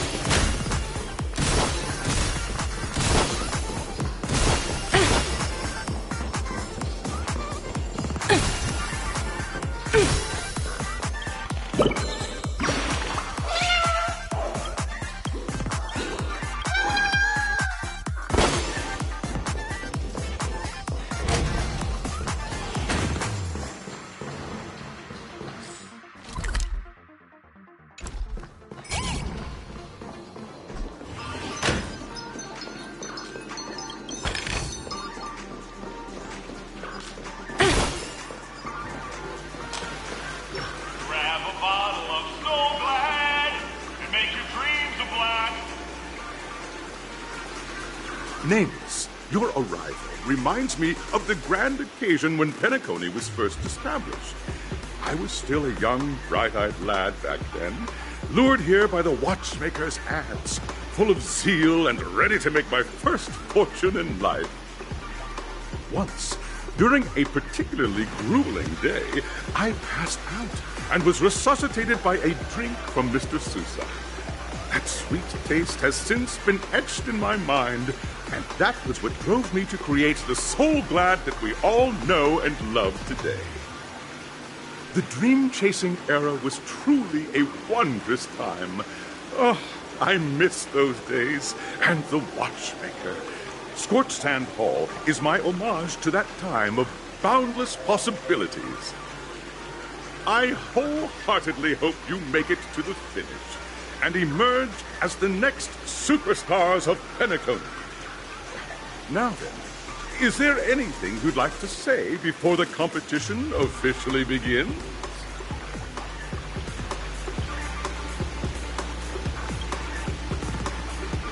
Ha! That's the trailblazing spirit. How about you, Miss March? Hello, everyone! Next up, get ready for the Mega March 7th Adventure, where I'm going to break the speedrun world record! Trailblazing into the uncharted and challenging the limits. That's Miss March 7th for you. How about Miss Firefly? I hope that by the end of this journey, everyone will have achieved the outcome that they hoped for. Ah, a wonderful wish! Miss Himiko, what are you expecting from your team? Safety first, everyone. Simple words, but full of warmth. Waiting for you are 3 stages, each connected to that era. The first 2 stages offer 2 distinct paths to choose from, with unique challenges on each route. And in the last stage, you will face off against a champion who has defended the title to this very day. A beloved contender whose noble virtues are unrivaled. Those are the rules. Simple. Everyone clear? Now, I hereby announce that the 33rd Scorched Sand Festival of the 20th season, sponsored by Soul Glad Enterprises, has started.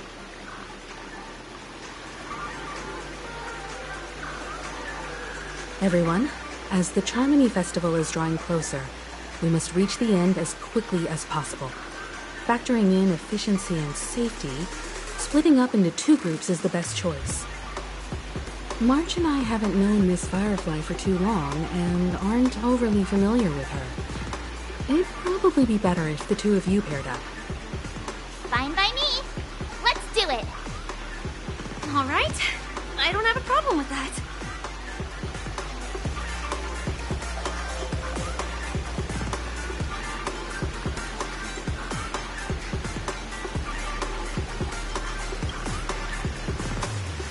Time's ticking.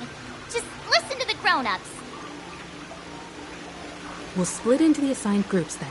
Let's not waste time.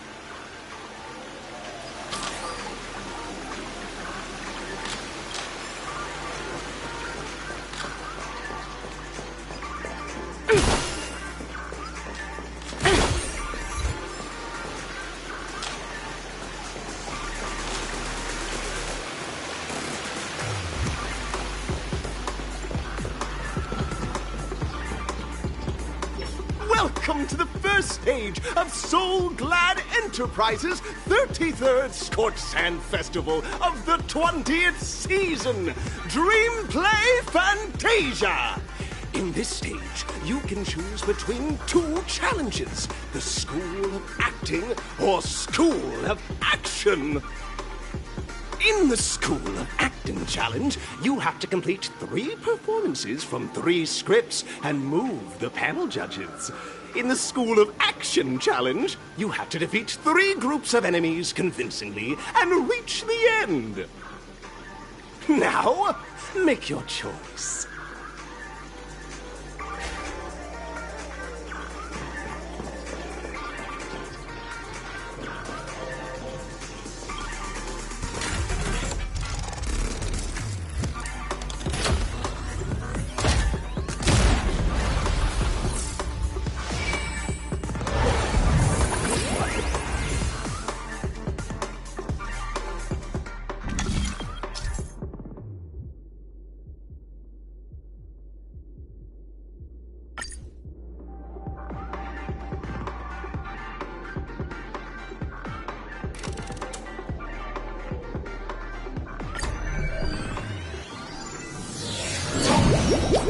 Stage of Dreams for those who dare to dream. Welcome to the School of Acting stage. Competitors, allow me to introduce the rules of this challenge to you. There are 3 stages up ahead. On each, you will find an outline of a script. These 3 scripts were written by the legendary filmmaker, The Watchmaker, and depict various stories from Penacony's era of pioneering. Your task is to bring those moments to life, find the right words, and act convincingly to make the judges feel the script's intended emotions. Oh, I wish you a successful performance. Also, a bit of trivia. The record score for this stage is held by a participant with fiery red hair. His exceptional performance brought even the strictest judge to tears. Oh, it's like he wasn't even acting at all. We are running out of time, so let's get this over with quickly.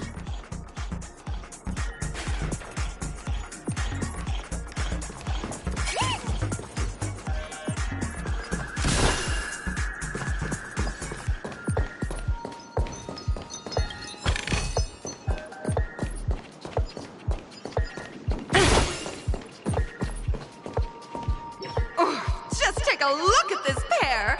Such star quality! Since you come as a pair, I'll prep a 2-person scene for you! You two, are you ready? Envision that you both, driven by the spirit of exploration, are arriving at the land of dreams that is Penacony for the first time. But instead of lush lands, you find yourselves amidst swirling sands and desolation, far from the paradise the Watchmaker described. You're driving an old clunker through the wilderness of the dreamscape, braving the cold wind, choking on the dust, and suddenly, a fierce memory zone meme blocks your path. Now, Mr. Greyhair, what line would you deliver to express your disappointment in Penacony?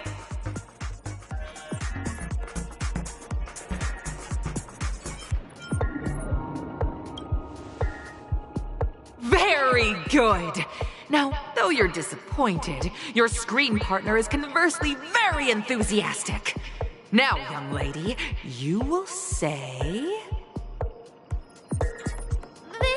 This is great! I love living on the wild side! Very good, very intense!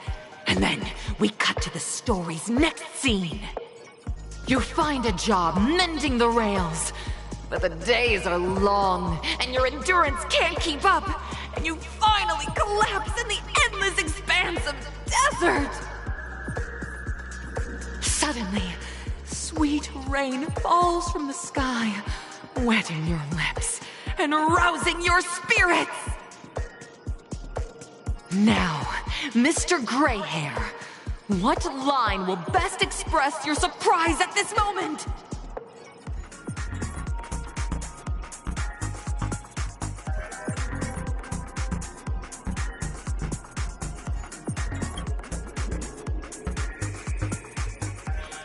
But at this moment, your partner yet gazes into the sky, both her eyes closed. The raindrops fall, blurring her vision, and she tragically says... Perhaps we were never meant to succeed. Right? Fantastic! Both of you have an incredibly solid foundation in dialogue delivery. However, lines aren't everything in a performance. Please continue this story on the second stage. Up next, you'll be challenged with a body language test. I hope these tests won't take too long.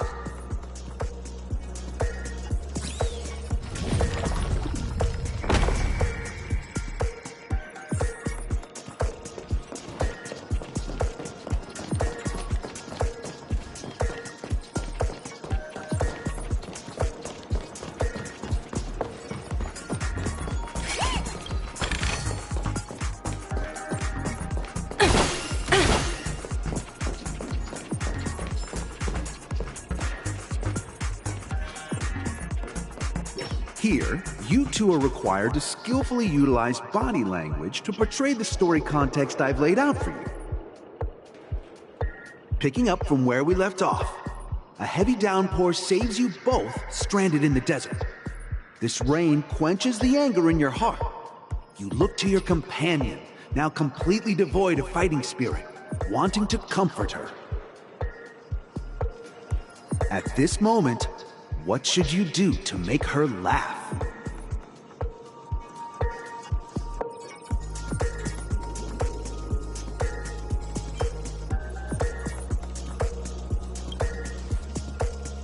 The test now is about body language. I don't think dialogue is allowed here.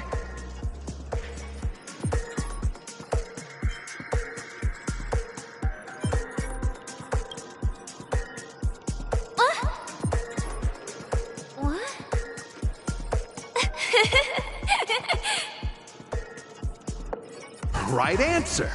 Your companion sees you rolling about in the sand and thinks about the arduous obstacles along this journey. She can't help but let loose a laugh, rekindling hope in her heart. And so this girl... I'm... gonna get back on my feet and keep moving forward. A tug at the heartstrings! The story continues to develop. The heavy rain leads you both to sense a business opportunity, so you start venturing into the umbrella industry. But just as the business begins to pick up, competitors start flooding the market with low-priced goods, squeezing your market share. You have no choice. The goods you stockpiled at high prices have to be sold at a loss. This is a pretty self-destructive move, which drives your business to the brink of bankruptcy.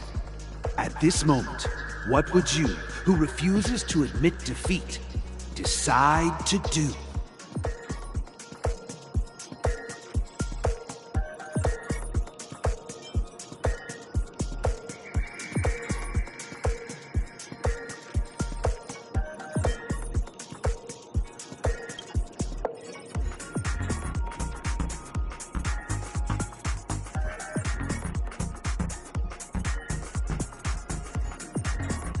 Fantastic!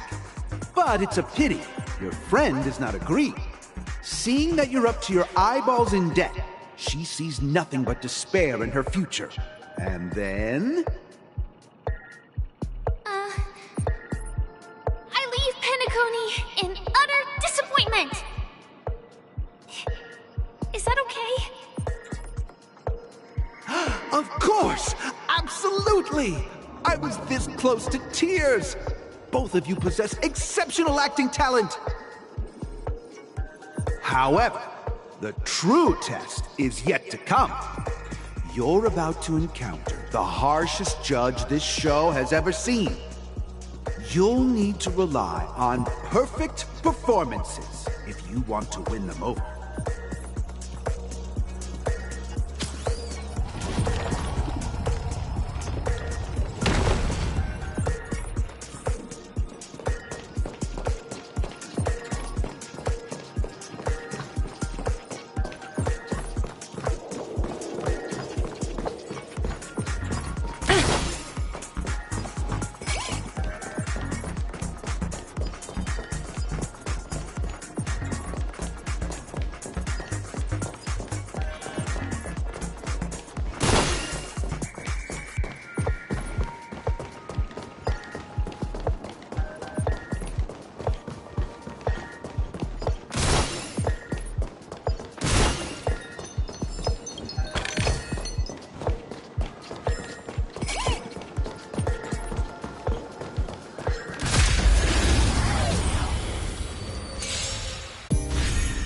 Resonate all together.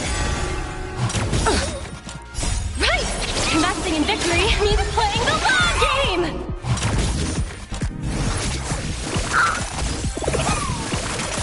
Spend freely. Bust. Or maybe I'll take it all. All in.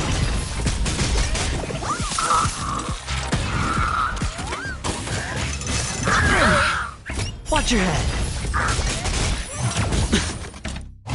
No dirty tricks. Answer me. All in. Stars echo. Knowledge, the measure of truth and falsehood. Liquidation! Right! Investing in victory means playing the long game! Freedom!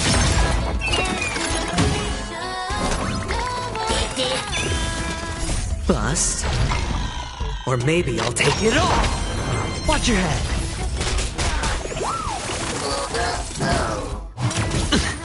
Ribbon trip! All in.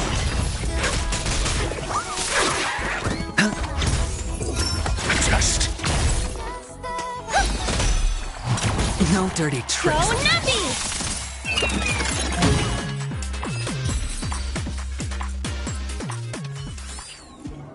Project Wrap!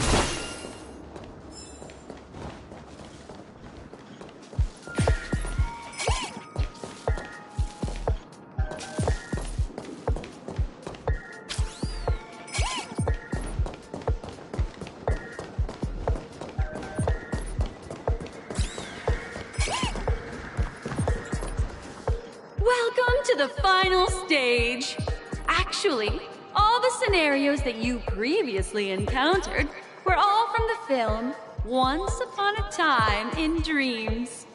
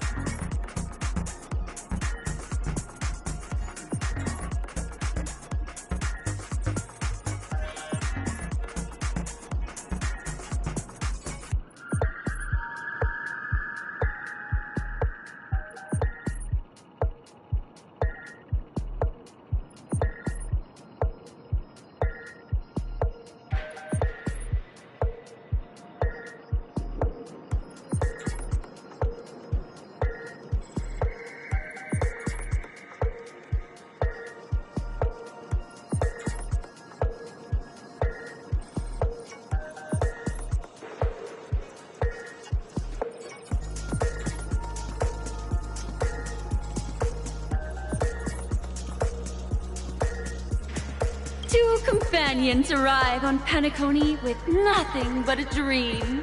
Their desire for achievement is met with continuous setbacks. Ultimately, one continues on, despite spiraling into debt, while the other concedes defeat and leaves. Many years later, their paths cross once more in the thriving Penacony. Yet, they refuse to acknowledge each other because...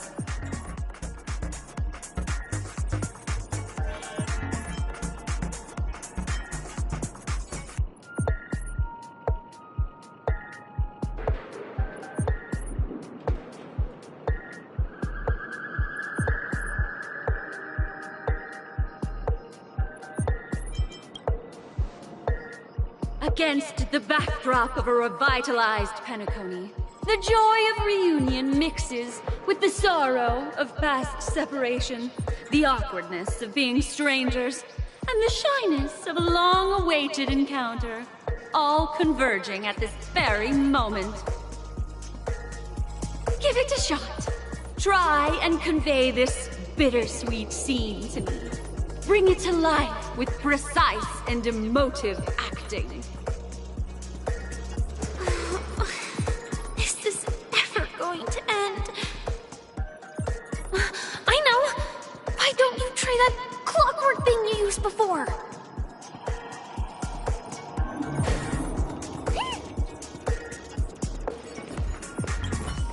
Your performance is far from satisfactory.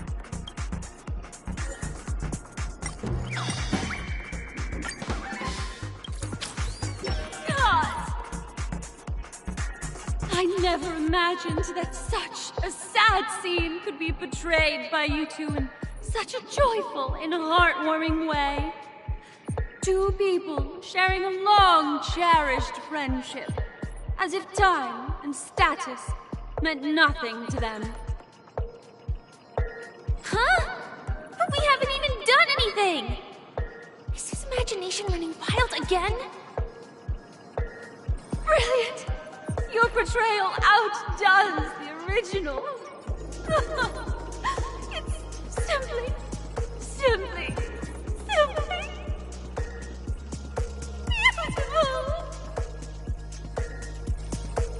We have passed the test. We ought to hurry up. Stellaron is at stake.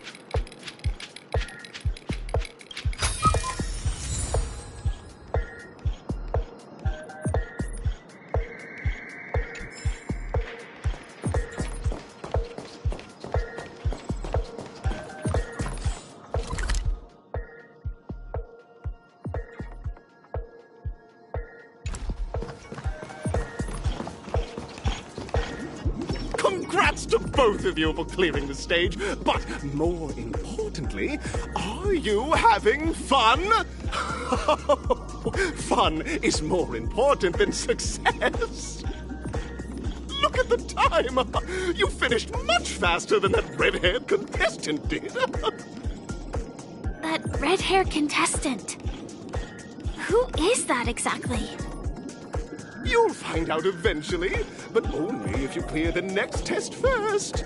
Welcome to the second stage of the 33rd Scorched Sand Festival in the 20th season, sponsored by Soul Glad Enterprises. Gunfire time! You have the option to choose gunfire and undergo Brother Hanu's trial, or time, where you'll face Clucky's trial. And now, make your choice!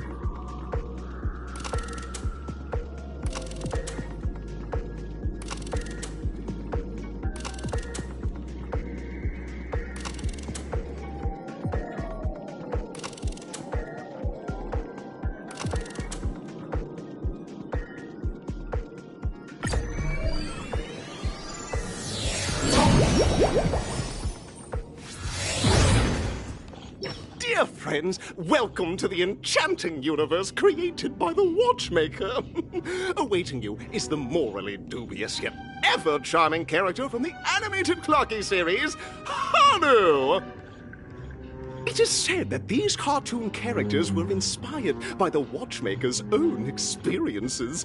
According to research by Clocky scholars, the original Hanu of reality shared a deep friendship with the Watchmaker, akin to comrades in arms. Enter into the world of Hanu via the TV by the entrance and partake in an enchanting and suspenseful story with him. Good luck in there! If it's a gunfire trial, we should be able to settle this with a fight, right? I hope this won't waste too much of our time.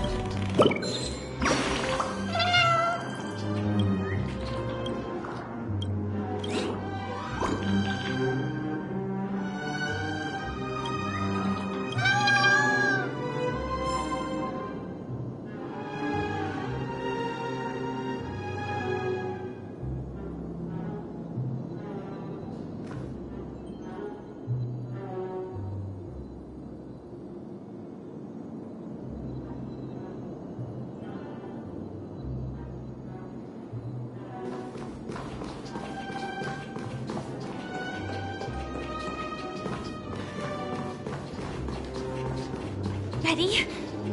1, 2, 3.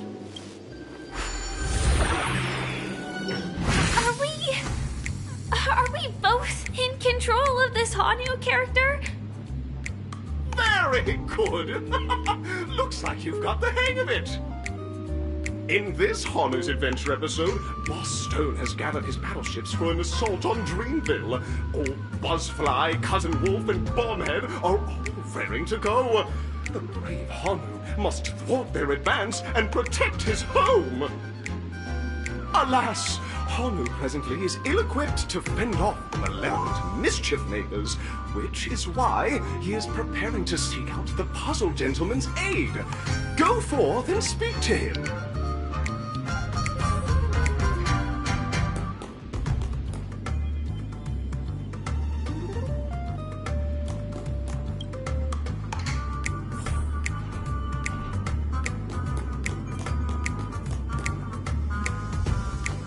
Oh, brave Hanu, you look like you could really use some...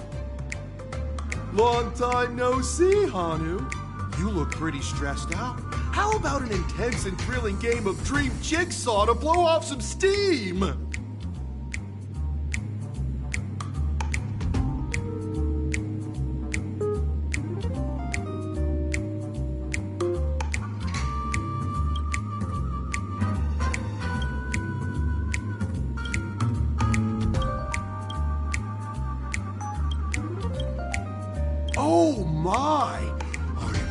telling me that Boss Stone has rallied the villains to seize Dreamville? What a dreadful twist of fate!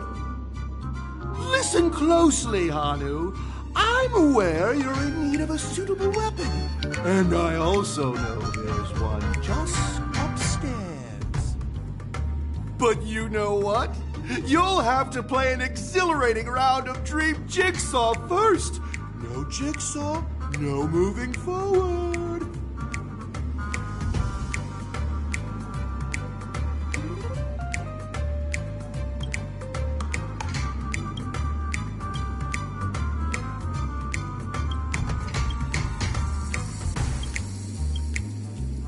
Now scurry along, Hanu, but tread carefully.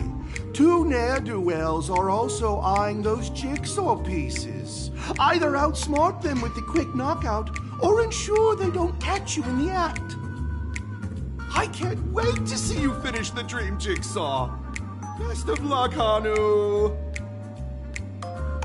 Let's stay alert and make sure those monsters don't spot us.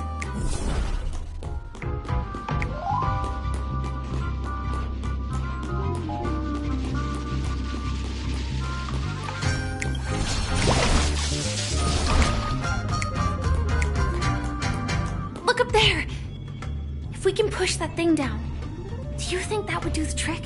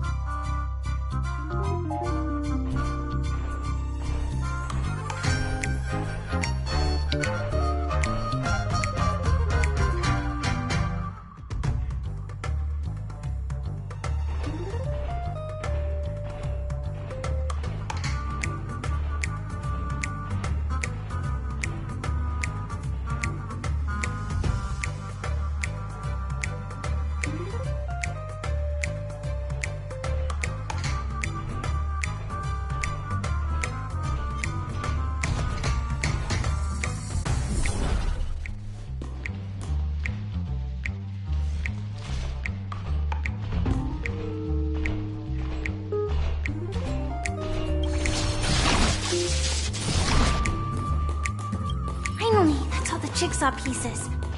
Let's hurry back.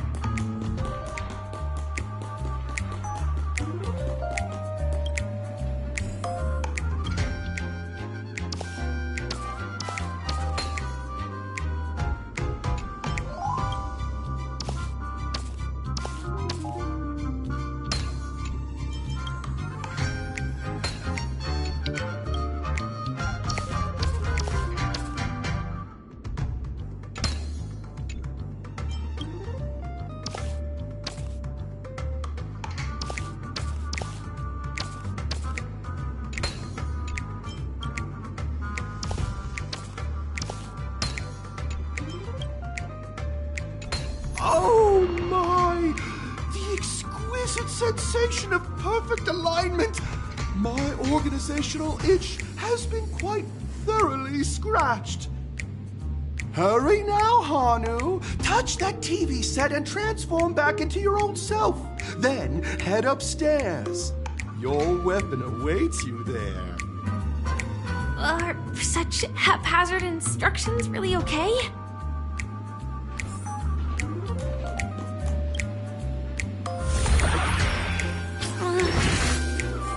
Disconnecting from that thing so suddenly has left me feeling slightly disoriented.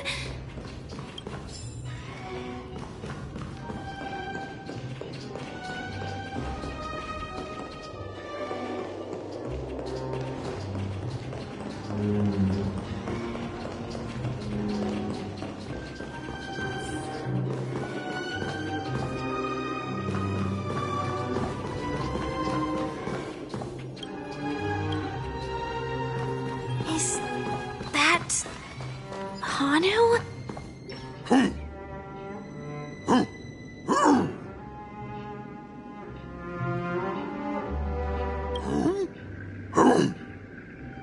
What exactly is he talking about? Tick-tock! It's time for me to make an appearance! Clocky? I can also see him. Is this character part of the show? In Dreamville, Clocky is everywhere and can do anything! Like right now! I can be your translator! Tick-tock! Hanu says, battle! We must do battle!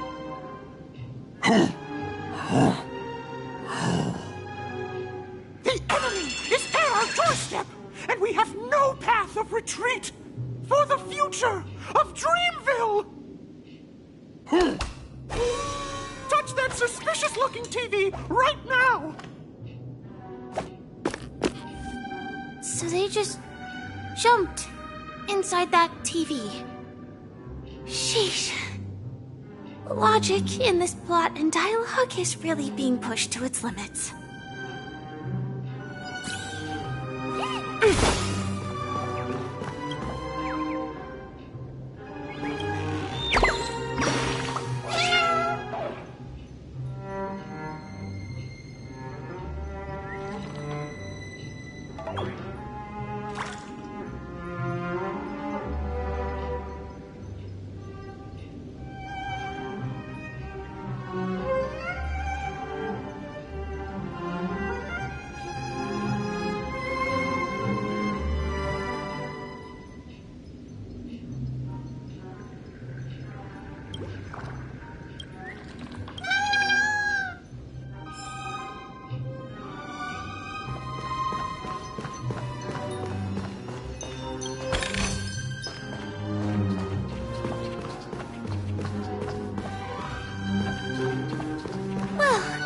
Here we go again.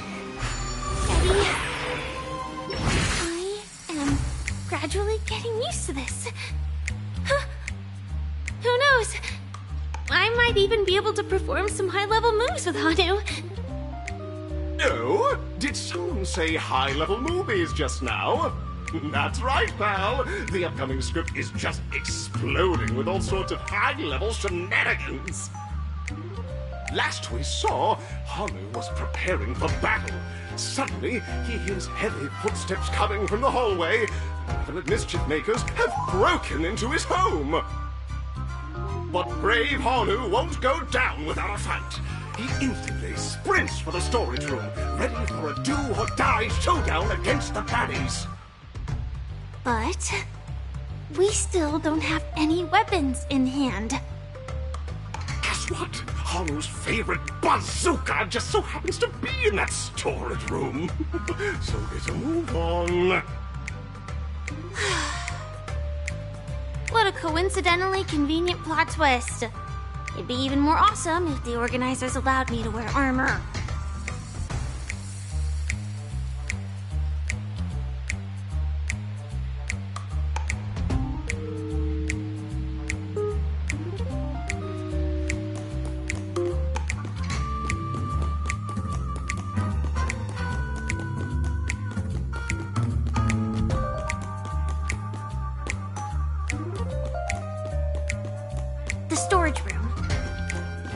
It's behind the shelves, right?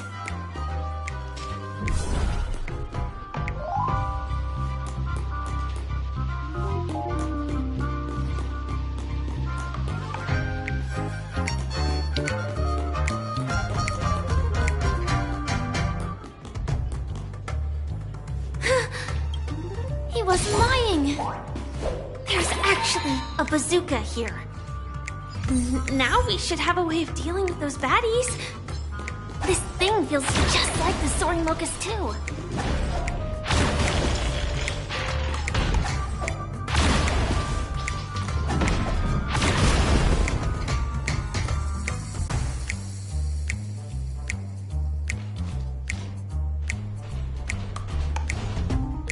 Careful.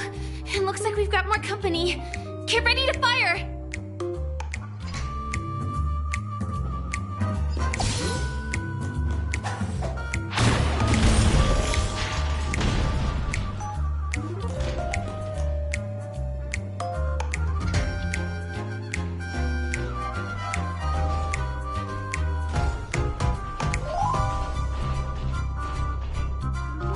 Here we go again. But no big deal. We're pretty handy with this bazooka now.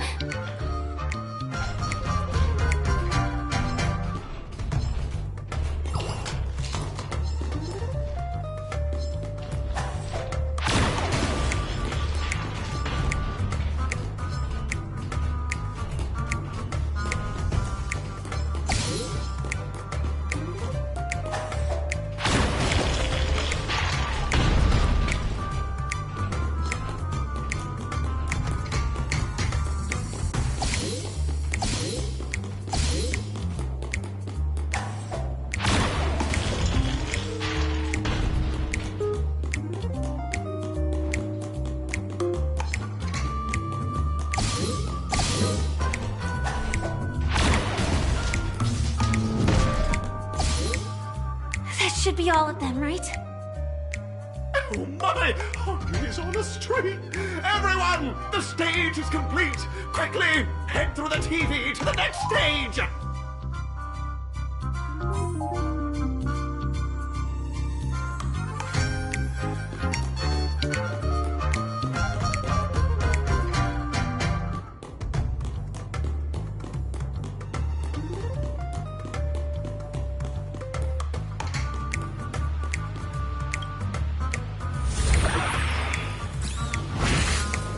Well, that's that.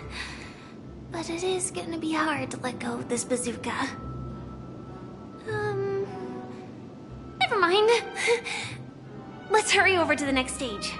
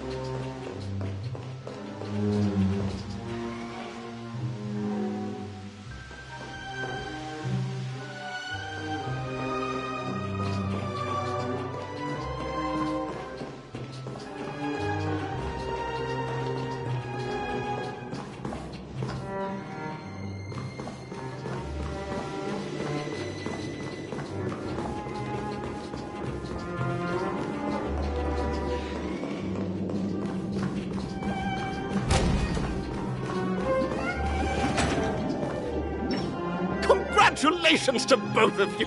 Oh, you've overcome all obstacles and proven yourselves.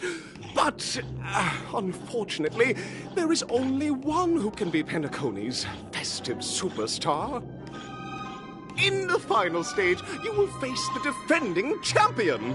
If you fail, you will lose the opportunity to become the festive superstar. Welcome to the 33rd Scorch Sand Festival's third stage in the 20th season, sponsored by Soulglad Enterprises, Superstar Showdown!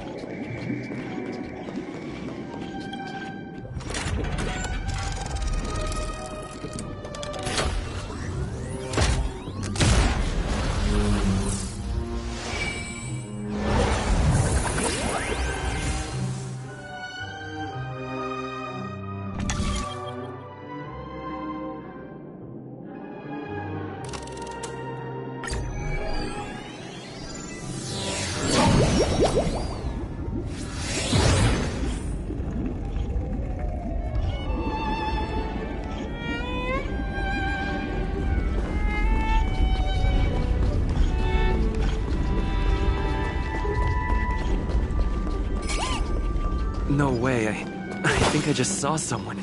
Someone extraordinary.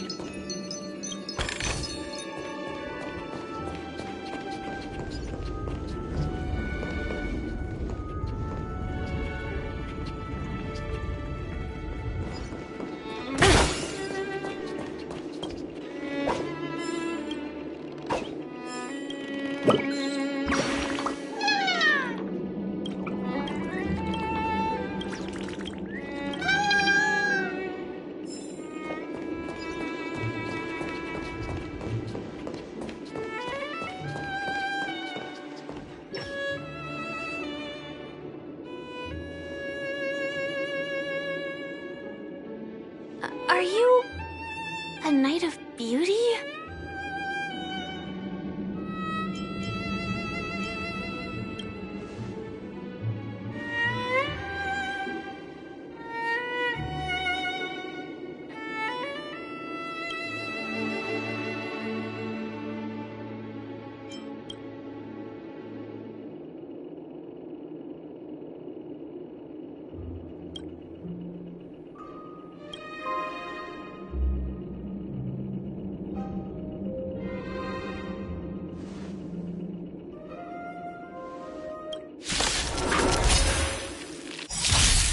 Behold, this symbol of pure...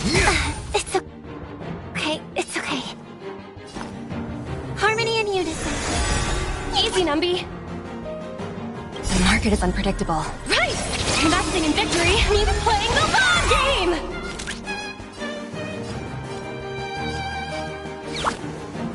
Ribbon trip!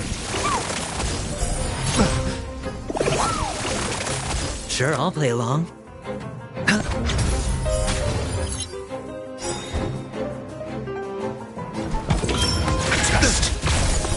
0 points! Pledged on you!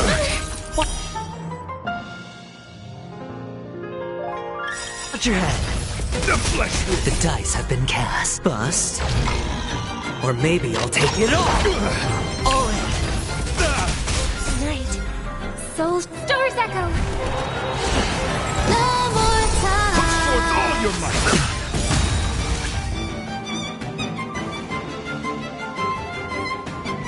Go Numby!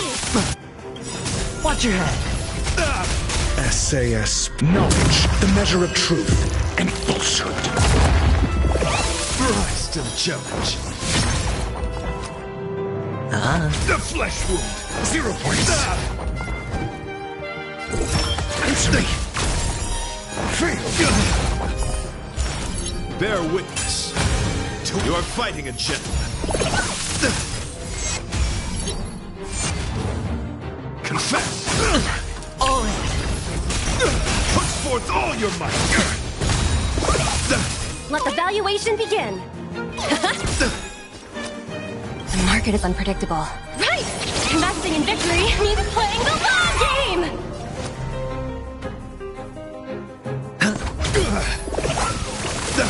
Watch your head.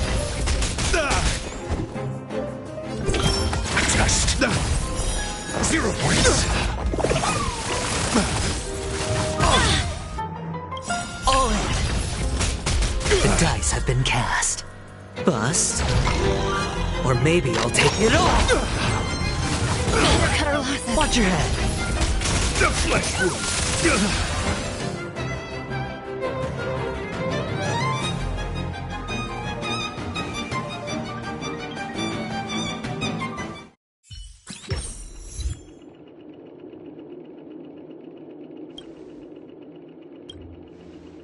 We don't have much time. May fate allow us to meet again, Night of Beauty. In that case, let's make our way to the end. Penacony's really thronging with talent. I hope we make it in time.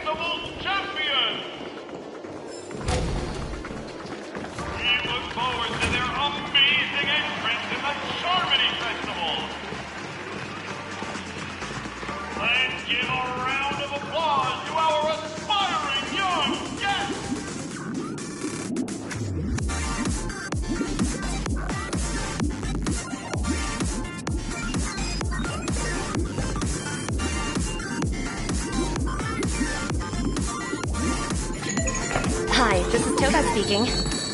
여보세요? Hi.好，知道了。sure thing.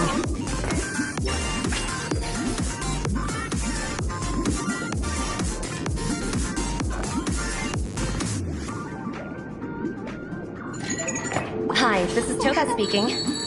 여보세요? Hi. 好，知道了。sure thing.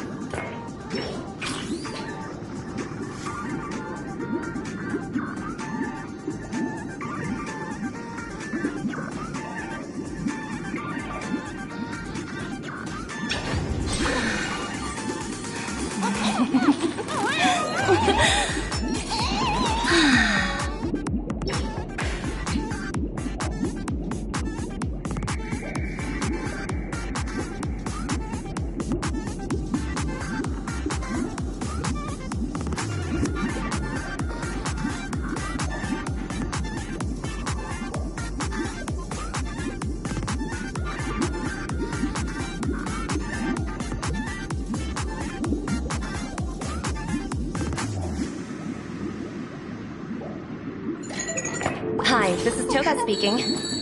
여보세요? Hi. 好，知道了。sure thing.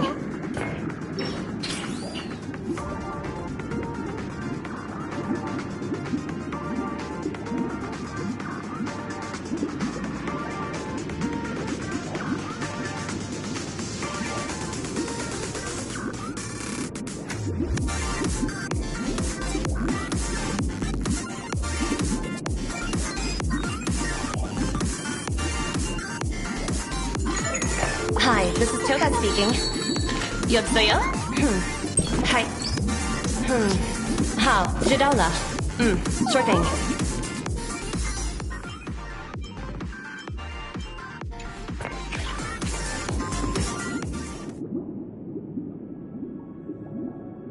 Congratulations to the both of you on becoming the festive superstars of this year's Charmony Festival. Before entering the Grand Theater, I, on behalf of the organizers, extend my sincere congratulations to you. wishing you joy under their radiance.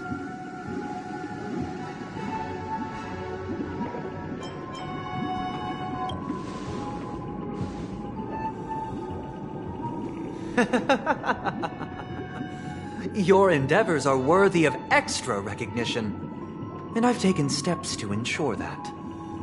However, this reward is not a material one, but rather the opportunity for an open and honest communication between us. As previously promised, my sister, Mr. Yang, and I have met with the Dream Master. We delved into the truth about Penacony and its Stellaron, and have come to a consensus. Both I and the Oak family cannot acquiesce to your request. Just as expected. We acknowledge the perspective of you, Nameless. Penacony does require change, but not as you propose. The planet of festivities cannot and will not revert to a place characterized by chaos, disorder, or anarchy. Through your journey of overcoming obstacles, you must have glimpsed the essence of that era. The vulnerable ruthlessly eliminated, equality non-existent, common folk living precarious lives, eking out a dreary existence. Ultimately, only heroes like yourselves manage to achieve success. But I would dare ask, if you did not possess the special status of having a Stellaron, and you were but an anonymous and frail member among the masses, which Penacony would you prefer? A dystopia for the survival of the fittest, or a sweet dream paradise for all?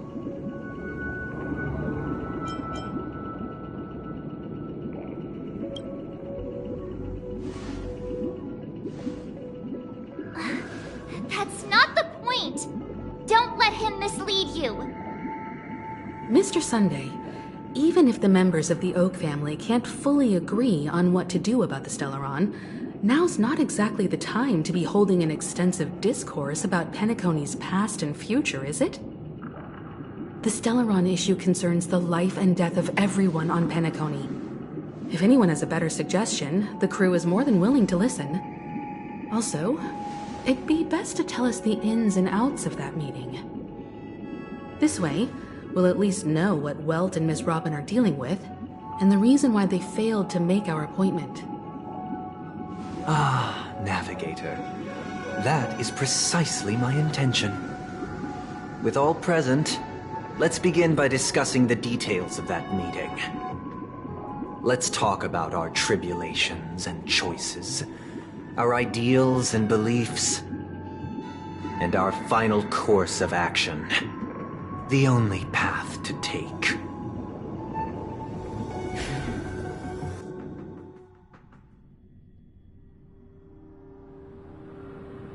You mean to say that for the longest time, there have been scoundrels who would use the Charmony Festival that I have bequeathed to the masses as a tool to realize their ambition? Indeed, Dream Master. Once the Charmony Festival begins, the Stellaron's powers, along with the song, will be broadcast across the entire planet of Penacony. And then everyone in their dreams will be unable to awaken. This is indeed surprising to me. The dreamscape is maintained by the collective effort of the 5 families. If someone were to use the Charmony Festival to recklessly disseminate the power of the Stellaron, this individual must hold a position of great authority. Do you have any suspects? I'd like to ask, did you really not know of the Stellaron's existence? I would have never thought that this Nameless would point the spear at me. Quite astonishing indeed. If I have offended, the Astral Express extends its sincere apologies. But the current circumstances are dire and leave no room for meticulous inquiry. We're doing this out of concern for the Dreamscape's safety. So, if you could, please alleviate our concerns. Dream Master, it's just to prove that the Charmony Festival has nothing to do with the Stellaron. If we're being overly cautious, I will return to the stage to offer tribute in song, just per the arrangement.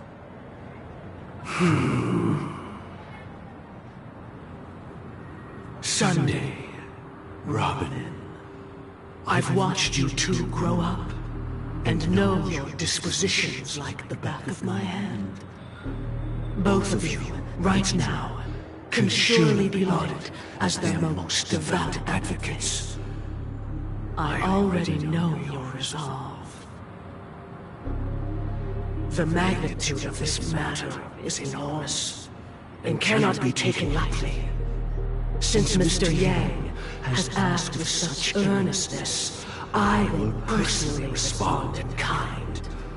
If there is a need, the entire Oak family will be mobilized to heed your call. Sunday, might I ask you to beseech them to cast their light unto me, and question me in their stead, so that no lies may be concealed? I will do as you command. Robin, could I entrust you to be present as a witness, to document the truth, and to proclaim my innocence, so that all slander may be utterly dispelled? I will do as you command. May thy will be carried out on earth, just as it is in the heavens. Oh, triple-faced soul, please sear his tongue and palms with a hot iron, so that he will not be able to fabricate lies and make false vows.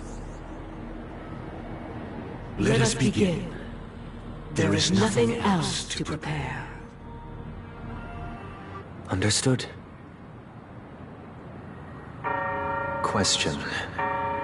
Have you devoted your life to your god, never worshipping other gods? Naturally. Do you love your god as you do yourself, always heeding their admonishments? Naturally. Have you strayed from the path expected by your god, betraying their name? Never. Have you ever been inordinate with your asks of your god, coveting more than the foundation of the creation itself? Never. Then, a final question.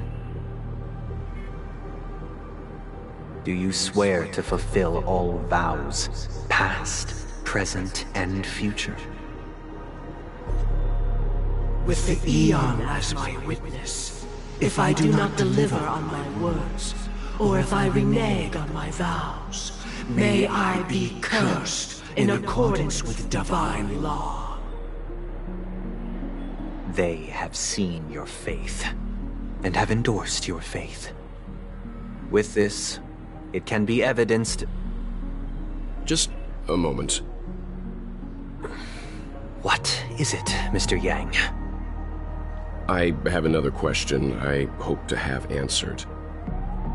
To my understanding, the family's harmony and prosperity have never relied on so-called divine laws.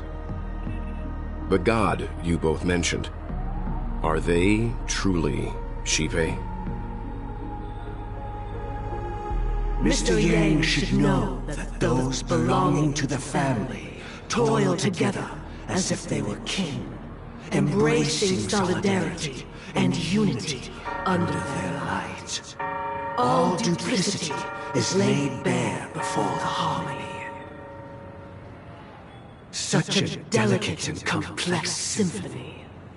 Which other god could perfectly harmonize this, if not for the Great One?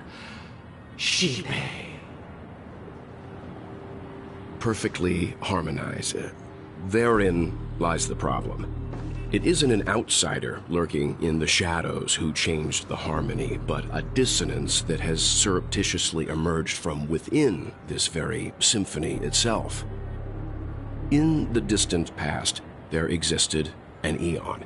With one flick of the wrist, they crafted the laws of the cosmos. Their followers formed the Beyond the Sky Choir, spreading solemn and reverent hymns throughout the universe. Later, they fell. The route traversed by this Eon clashed with the harmony, ultimately being absorbed and fused into it. The chorus that once reverberated across worlds fell silent, and when it echoed anew, it was transformed into the hymn of harmony. Though an Eon may perish, paths with no masters still linger. In the all-forgiving harmony, echoes of bygone dissonance may subtly arise. Mr. Yang. Being overly astute can be a detriment. Especially when you find yourself alone and without allies. So this is how it is. For the sake of our grand cause someday, please afford these two an opportunity to rest. What?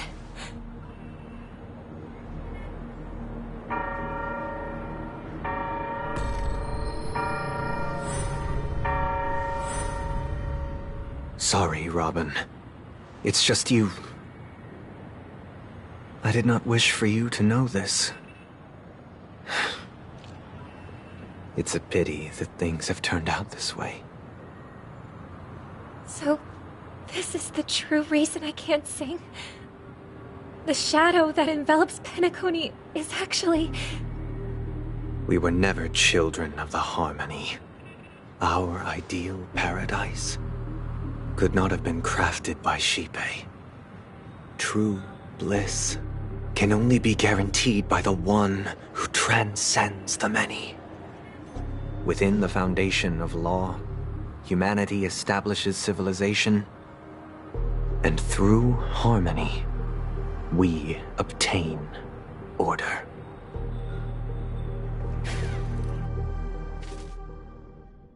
Unbelievable. To think that there would be remnants of the Order on Penacony. What have you done with Mr. Yang and Miss Robin? Don't worry. I just gave them some time alone to ponder their fates. You should know that these actions make you an enemy of the Astral Express. Should we need to stand against the Nameless, it would only be myself and the Oak family involved. But we haven't reached that point yet, have we? Your efforts for the justice of Penacony are evident to everyone, and have been widely observed.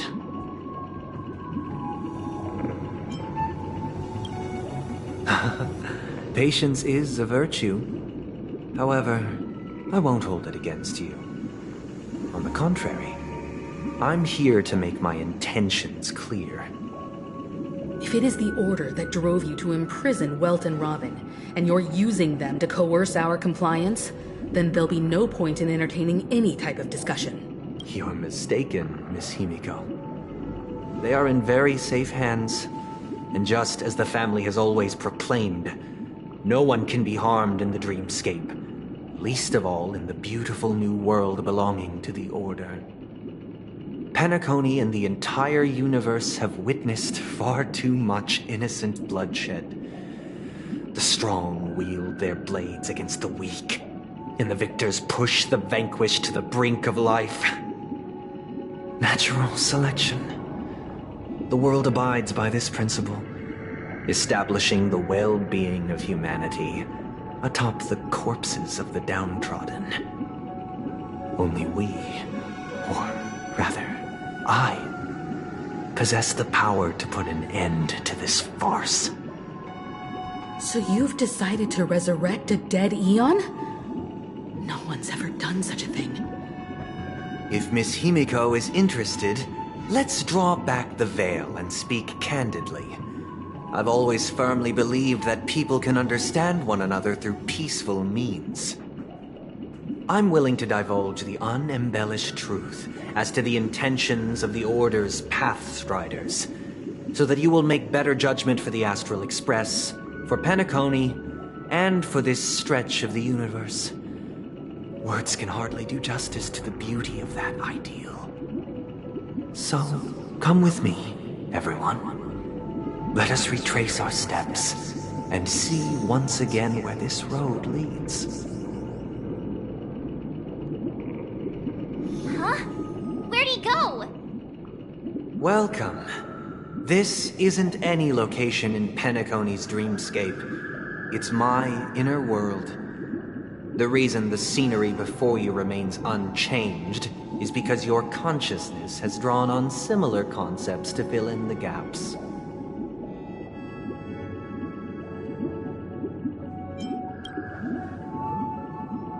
That means... Did you do the same to Welt? It's a tuning process, stronger in effect and more draining on the mind. The gray-haired guest has experienced it before, so he should understand what it entails. Tuning allows you to intuitively grasp my feelings, which also means that I cannot hide anything from you. Now, everyone, please look at the huge screen. The road we once took begins here. From this point on, you will witness the numerous decisions I've faced. I've selected a portion of these to share with you. I believe after going through similar predicaments, you'll be able to better understand my thoughts. Let's begin. The first decision. A story about a baby bird. This story happened when Robin and I were very young. We were victims of the Stellaron disaster, and the family's Mr. Gopher Wood, who would later become the Dream Master of Penacony, saw that we siblings had no one to turn to and took us in. Later on, Robin and I lived a time with nary a care in the world. One day, after dinner, while my younger sister and I were lounging about in Mr. Gopher Wood's yard, we spotted a fledgling Charmony dove all on its own. That baby bird was tiny. It didn't even have all of its feathers, and it couldn't sing. When we found it, it was already on its last breath, having fallen into a shrub, probably abandoned by its parents. We decided to build a nest for it right there and then. However, thinking back, that winter was unusually cold, with fierce winds at night in the yard, not to mention the many poisonous bugs and wild beasts in the vicinity. It was clear that if we left the fledgling in the yard, it stood no chance of surviving until spring. So, I suggested we take it inside, place it on the shelf by the window, and asked the adults to fashion a cage for it. We decided that when it regained its strength enough to spread its wings, we would release it back into the wild. The tragic part, something that we'd never considered, was that this bird's fate had already been determined long before this moment. Its destiny was determined by our momentary whim. Now, I pass the power of choice to you all. Faced with this situation, what choice would you make? Stick to the original plan, and build a nest with soft net where the Charmony dove fell. Or build a cage for it, and feed it, giving it the utmost care from within the warmth of a home. I eagerly await your answer.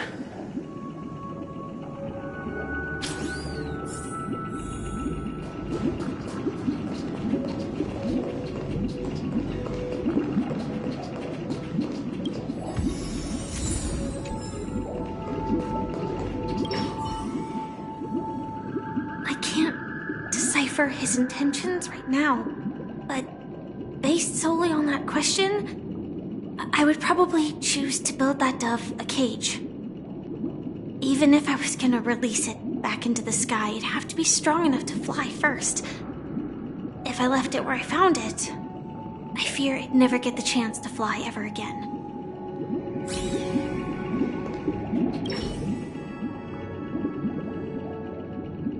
It looks like he really has no intention of imprisoning us. If it's just a quiz, I suppose it's fine to humor him. Back to the question. I would personally choose to build the little Charmony dove a cage. No special reason. I do think that a fledgling should have the right to fly into the sky. But if it can't even live to that point, then there's nothing to talk about to begin with.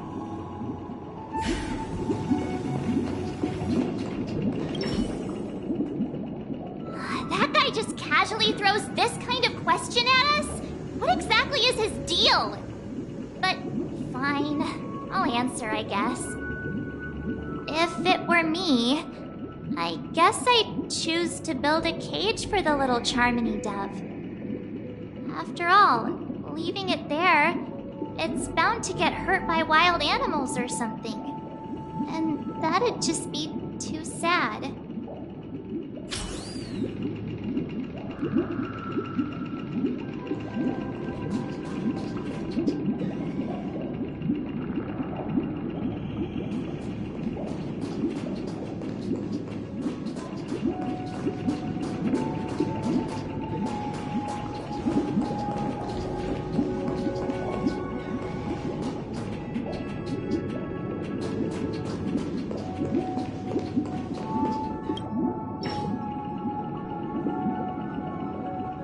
Interesting.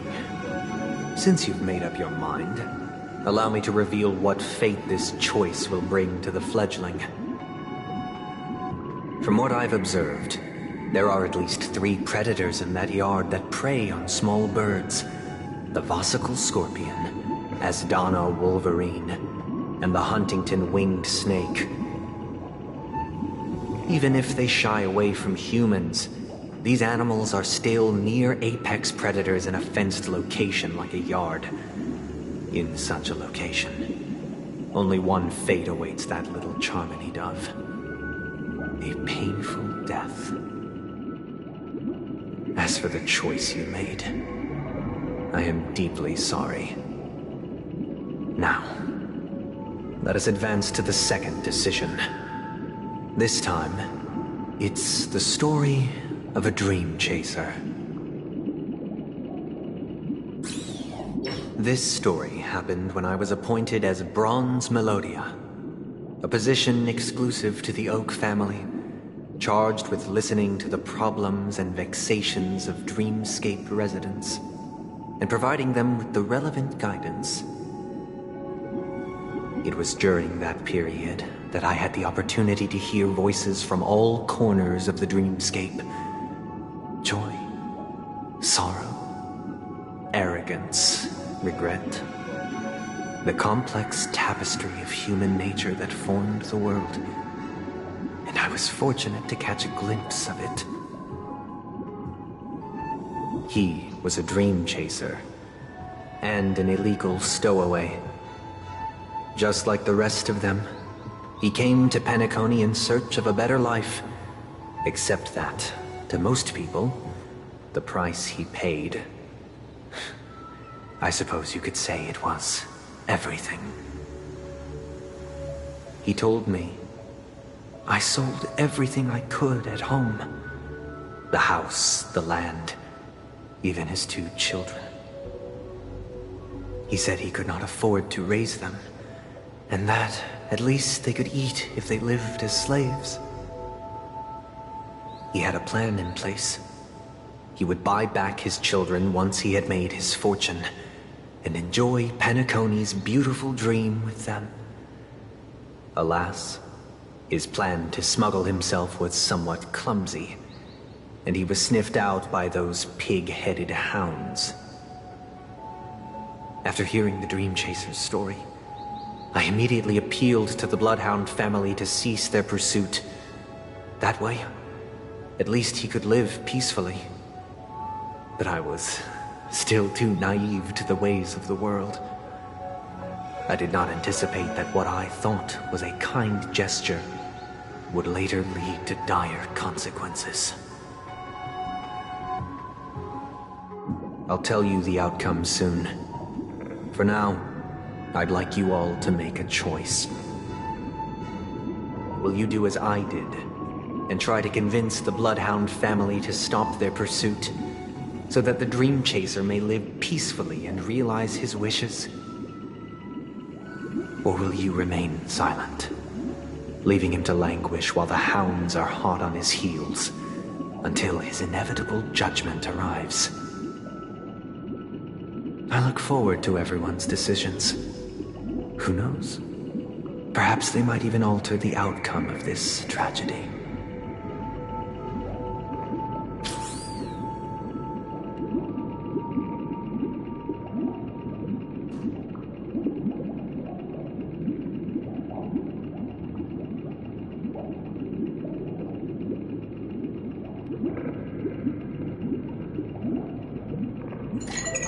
Hi, this is Toga speaking.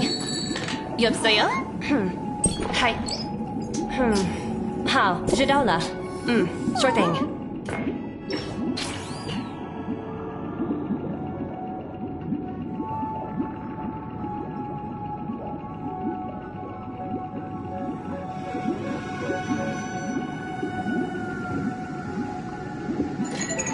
Hi, this is Toga speaking. 여보세요? Hi. 好，知道了。Sure thing.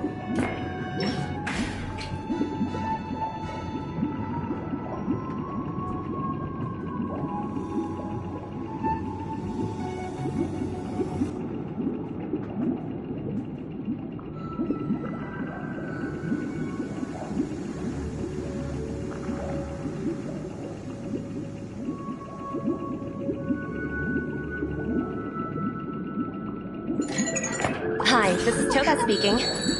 여보세요? Hi. 好，知道了。Sure thing.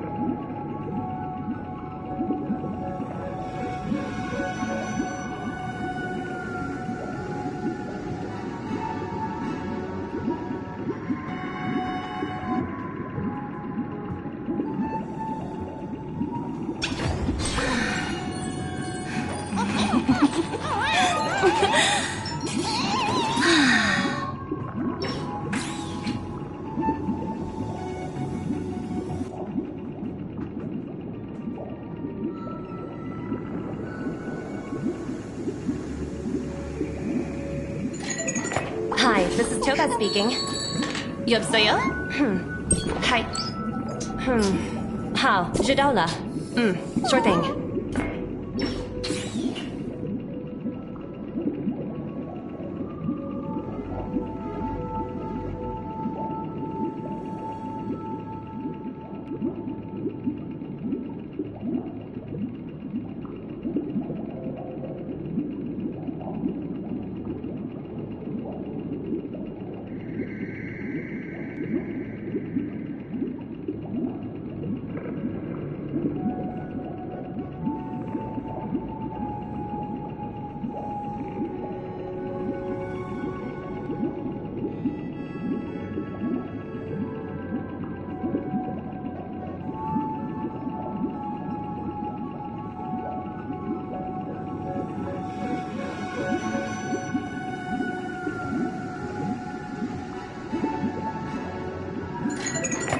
Hi, this is Toga speaking. 여보세요? Hi. 好，知道了。Sure thing.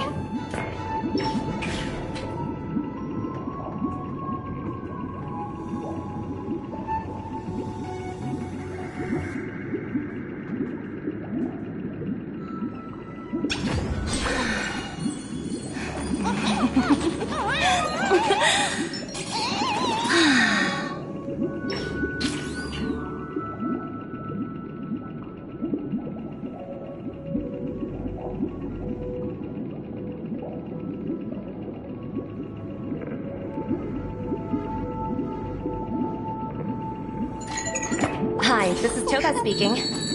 여보세요? Hi. 好，知道了。Sure thing.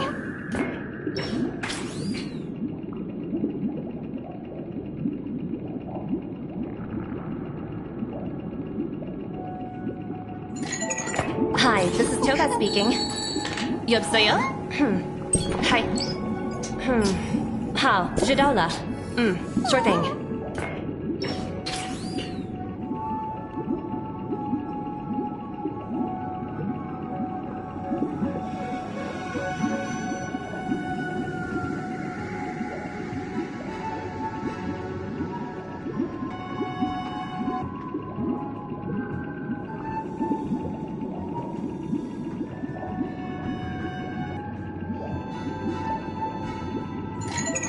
Hi, this is Toga speaking.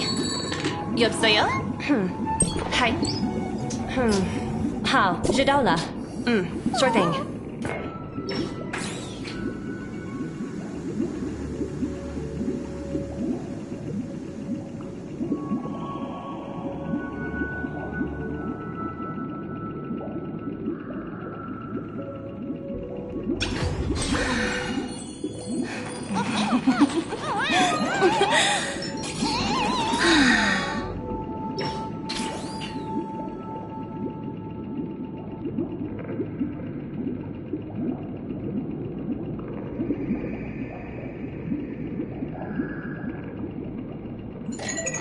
Hi, this is Toga speaking. 여보세요? Hi. 好，知道了。Sure thing.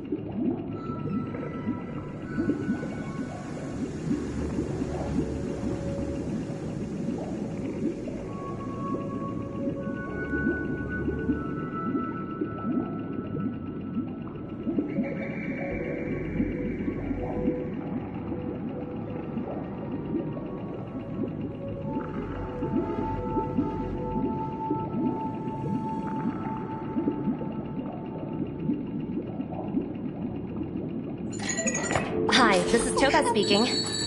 여보세요? Hi. 好，知道了。Sure thing.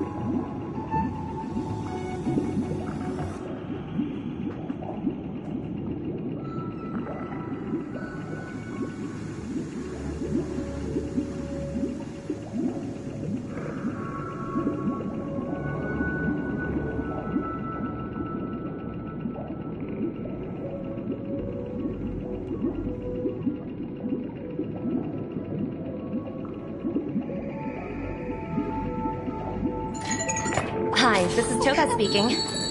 여보세요? Hi. 好，知道了。Sure thing.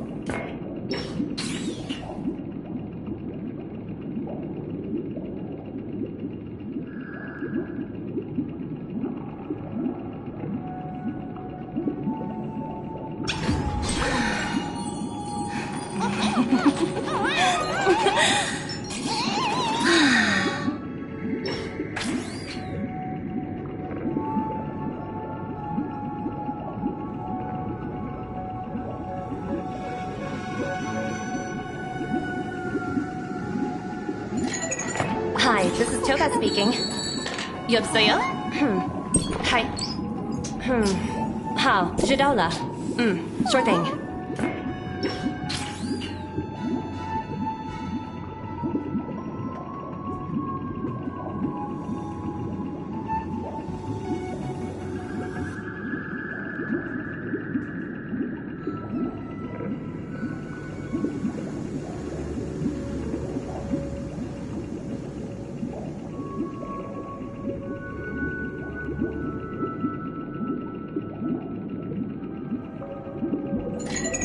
Hi, this is Toga speaking. 여보세요? Hi. 好，知道了。Sure thing.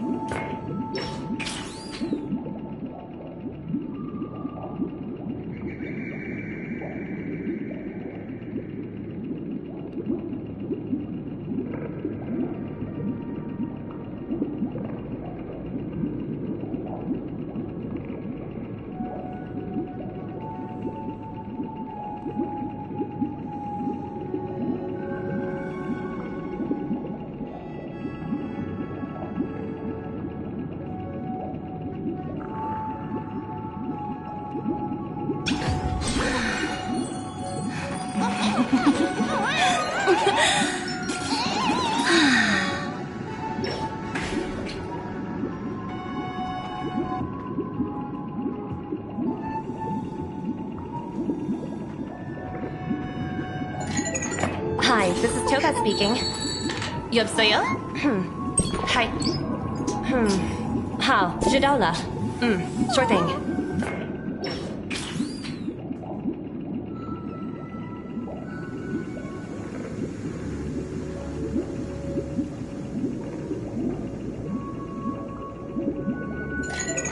Hi, this is Toga speaking. 여보세요? Hi. 好，知道了。Sure thing.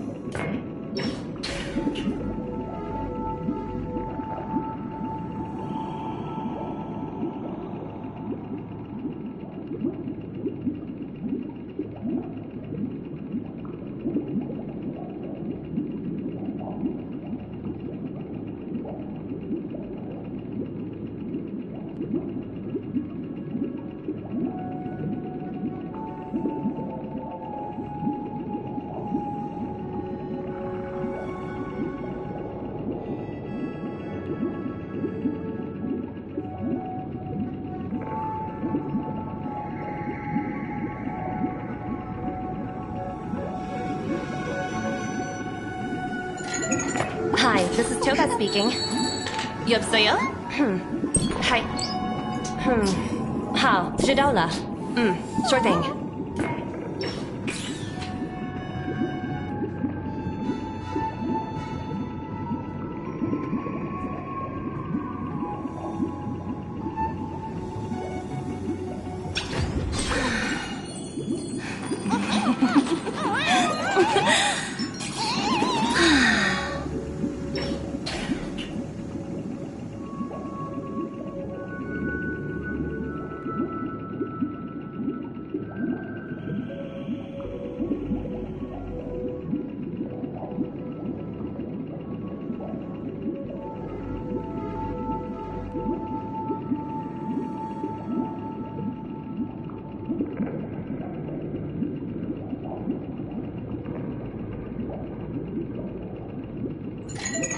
Hi, this is Toga speaking. 여보세요? Hi. 好，知道了。Sure thing.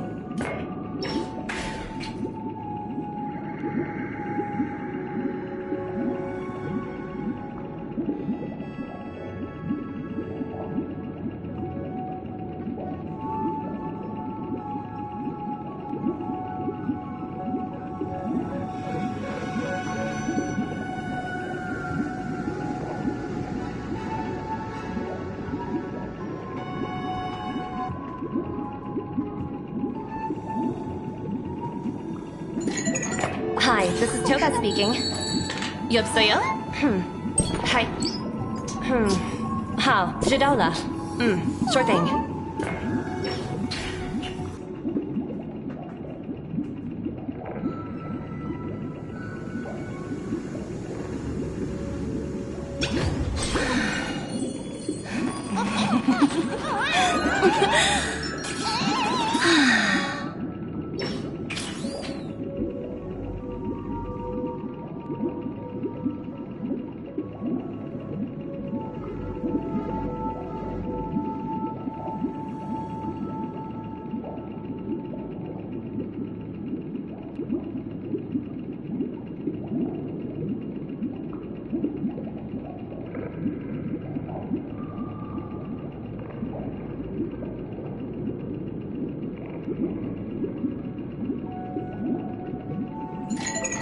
Hi, this is Toga speaking.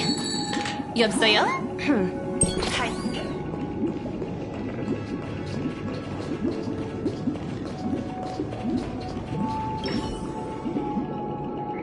It seems illegal stowaways are really quite common on Penacony. But that guy in the story, I don't think he deserves any sympathy at all. He sold his kids to chase a dream. Even if he intended to go back for them, it's still insanely irresponsible. With that thought, there's only one choice. Let the Bloodhounds send him back home. This person deserves to be punished.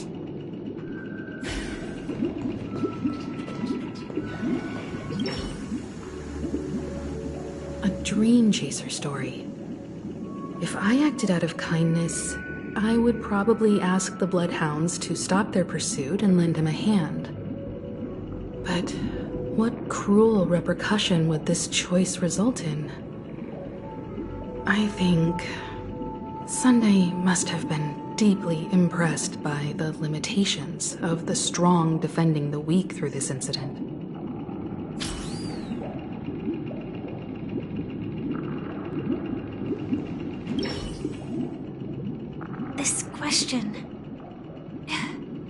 Surely it has some connection to the baby bird story. And this connection is precisely the breakthrough Sunday aims to use to persuade us. I'd probably choose to ask the Bloodhounds to cease their pursuit.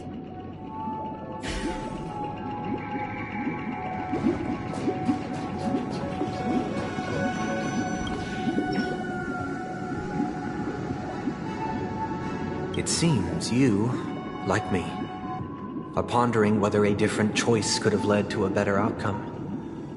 Sadly, his fate would only be more tragic. Say he never gets caught. He would only die from delirium. The methods with which illegal stowaways enter dreams are unorthodox, not flawless like the hotels. Living in the dreamscape would be a mere pipe dream. Should he be apprehended? Could the hounds afford to turn a blind eye? The answer is a definitive no. They couldn't bear the resulting consequences, and thus wouldn't dare extend a helping hand. As to your choice, I once again offer my heartfelt apologies. Next comes the third and final decision. And the story this time is my own. This story happened the day I was appointed the Oak family head. At that time, Mr. Gopherwood was the current Dream Master, and as per his wish, we had a private conversation. What surprised me was that the Dream Master had only come to deliver a letter to me. He let me read its contents, and it was a letter from my sister. The letter contained the usual pleasantries, anecdotes from her travels, nothing out of the ordinary. Just as I started wondering how this letter related to our discussion, the Dream Master began to speak. Do you know who wrote this letter? My sister, of course. But why would you personally visit me to hand me a letter from my sister containing mere trivialities? To help you grasp the full scope of this issue. Do you know where Robin is at this moment? From what the letter indicates, she must be in Caspelina 8, correct? She's touring there right now. Correct. Has she mentioned anything about a stray bullet? A stray bullet? What? A war has broken out on that planet. It is because of this very reason that Robin chose this destination. To spread the word of the Harmony. And to save the lives of that planet. She personally made for the front lines. She hoped to ease the people's suffering with song, and was willing to brave mortal danger to deliver the IPC's medical supplies. Unfortunately, stray bullets show no such compassion. Is she all right? If the operation was successful, she should probably be recovering in the field hospital. By the eon above, the bullet struck her neck directly, yet possibly as a reward for her consistent deeds of harmony, it didn't hit any vital arteries. Once you've attended to your outstanding tasks, it'd be advisable to write her back as soon as possible. Those damned savages! I'll pack my bags right away. My gratitude for bringing this to my attention, Mr. Gopherwood. Now you understand why she always wears such elaborate neck ornaments, don't you? How could this happen? Miss Robin? It's all in the past, so please don't worry. I share this in the meager hope that you will understand the Harmony's limitations and predicament. As grandiose as the strong defending the weak sounds, many times, it is nothing more than wishful thinking. Likewise, I've prepared one last question, one last choice. But rest assured, this choice will not have any grave consequences. Because this is merely a figment of imagination, a nightmare that has haunted me through countless nights. If you ever had the opportunity to make a choice like I did.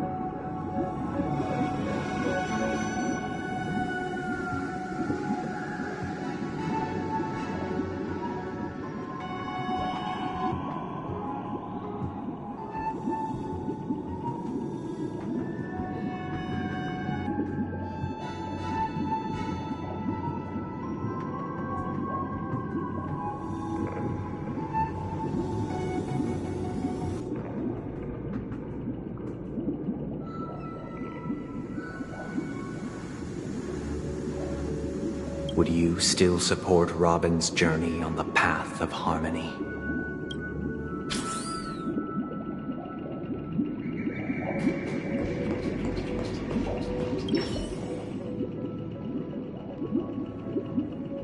I can't believe that happened to Miss Robin. The strong defending the weak is a great mantra, but if I had to pay such a price,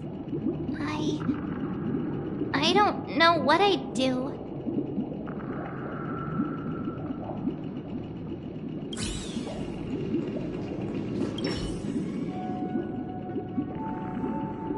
I often feel like I've dreamt of similar scenes on certain nights. In the dream, I see blurry faces. I don't know who they are, but I sympathize with all of them, fighting for survival against some unfathomable force. Their confusion and fear are lucid to me, but I also remember they chose never to give up. Just like Miss Robin. If Mr. Sunday's question leaves you puzzled, you should find the answer from your own experiences. With each trailblaze, dangers and tribulations will surely follow. But would you ever back away? Would you stop March and Don Hung from reaching their next destination? I believe you have an answer of your own in your heart.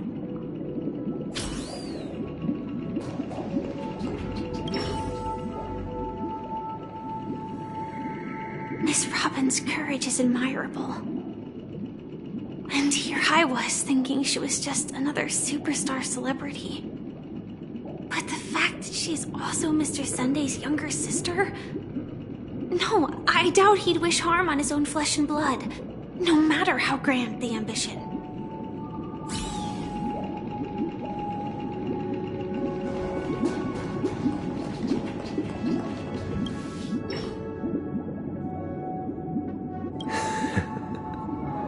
I see.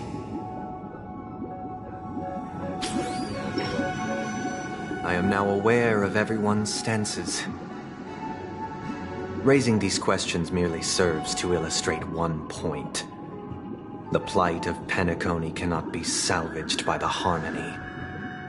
The true foundation for a sweet dream paradise can only be established through the order where the strong govern the weak. I know the suffering of being tormented, the turmoil of losing your way, how sorrow and even despair set in when matters don't work out. All of this causes me unending pain, because this is not what happiness is at all. We must teach the weak how to live a happy life. And this life isn't some noble propriety that the upper crust preaches, but in definitive terms, a way of survival that belongs to everyone. So what is your definition of living a happy life? Good question. Human consciousness is fundamentally an illusion, a cage known as self-worth.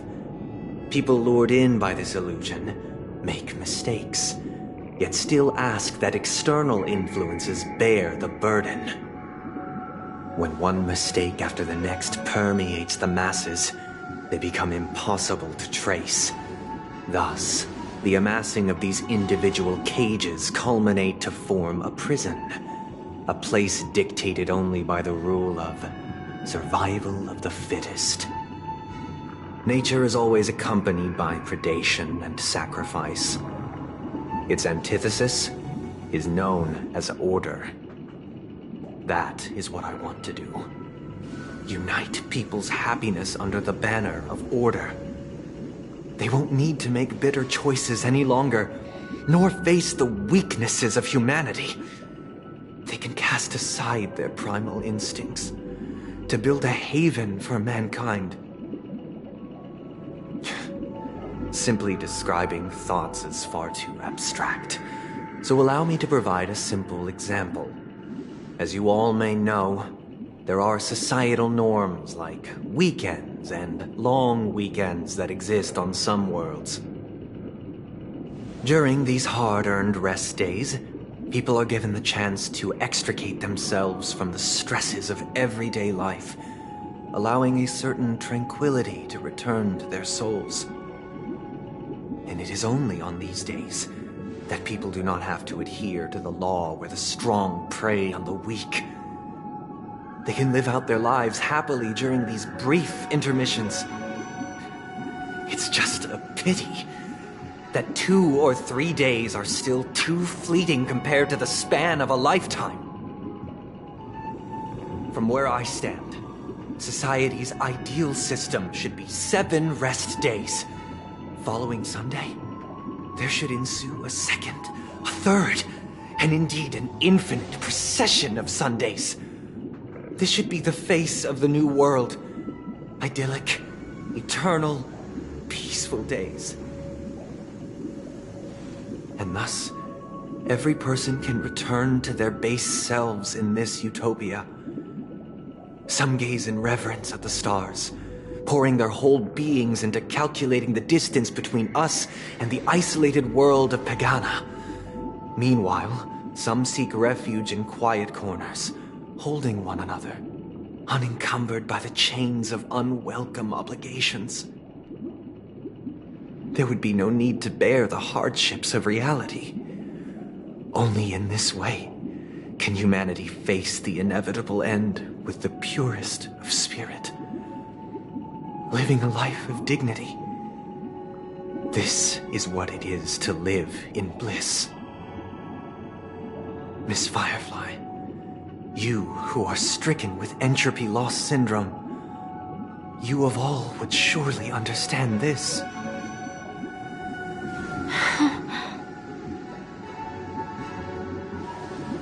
It sounds like a flawless theory.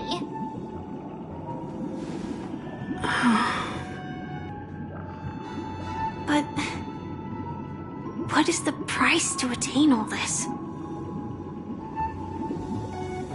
The cost is minute, merely a personal and eternal sacrifice. If this paradise is to be maintained for everyone, someone must remain trapped in solitary wakening until the end of the cosmos. Wakening. Which means that this so-called paradise is still a dream. Stepping into this paradise means forsaking reality, correct? It is not forsaking, but transcending. Flesh, blood, sorrow, weakness. If the physical is the root of spiritual suffering, it is only logical that we defeat it. But in this supposed bliss, people won't have defeated their demons. The chance to overcome their tribulations would be forever lost to them. In other words, it is an escape. That's another way of understanding it. But there is no shame in escape. On the contrary, the seeds of escape exist in everyone's hearts. Don't you agree, Miss Firefly? And as to why we sleep, it is because we are afraid to awaken from our dreams. But this is not in conflict with the grand plan. Only in acknowledging this can we truly understand the frailty of human nature, and from there, show compassion and protection.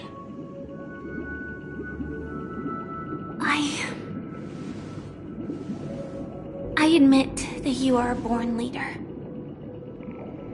Your perspective on humanity brims with pessimism. Yet you express compassion for all, even when your heart pities them.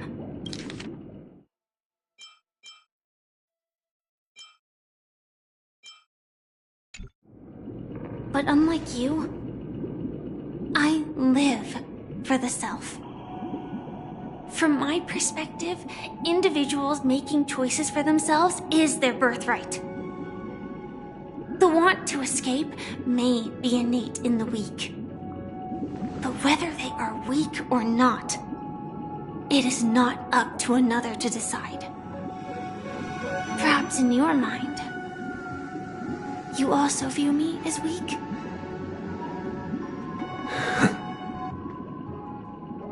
Because I don't think so. Since Miss Firefly has said her piece, the Astral Express will also naturally give you our answer. We'll leave it to you. Just as Mr. McHale instructed before. Tell him our choice.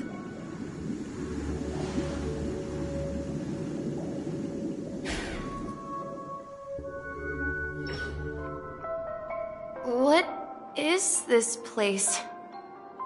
Does this place ring any bells, Misha? I don't know, but I feel a sense of déjà vu. What is this place? It's the realm within a dream bubble. This was left to the Astral Express by a nameless, but weirdly, when we entered it, it was completely empty. Dr. Edward from the Dreamscape sales store told me that dreams are formed from memories, and a dream bubble can't take shape if its core is empty. So I thought you might be able to help us in unraveling this mystery, Misha. As a hotel doorman, you know Penacony best among us.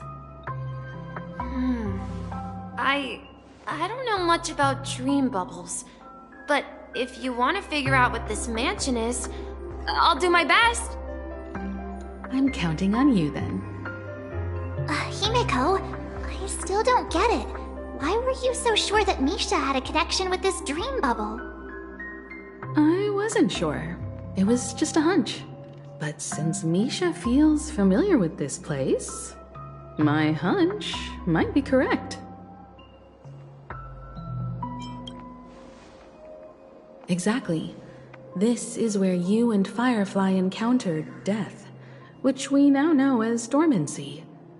Considering its connection to Dreamflux Reef, it's not surprising it appeared here. The question now is, who brought you here?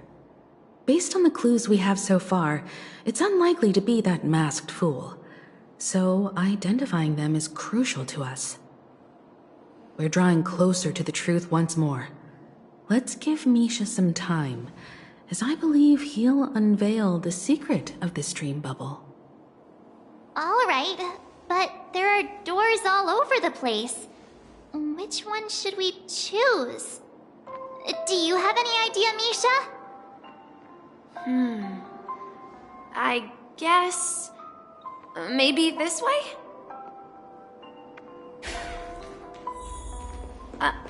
I'm not entirely sure, but... let's give it a try. Wait, you managed to choose the right door on your first... Weird. This place is quite different from the hotel. But I feel like I've been here before, and even lived here for a while. If I remember correctly, there should be a fireplace down that hallway. Clocky and I used to sit by the fire, listening to the crackling of firewood. And the room on the other side was the toy room. I loved spreading out all the toys from the box on the floor and making up stories for each of them. Hold on. This doesn't make sense. Didn't I grow up in Dreamflux Reef? So, what is this place? This could be a case of amnesia. But don't worry, Misha. It's common for everyone to forget certain aspects of the past. Those memories haven't vanished.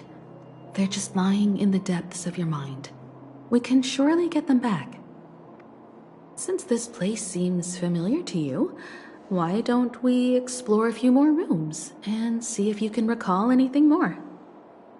Yeah, then let's check out the rooms I just mentioned.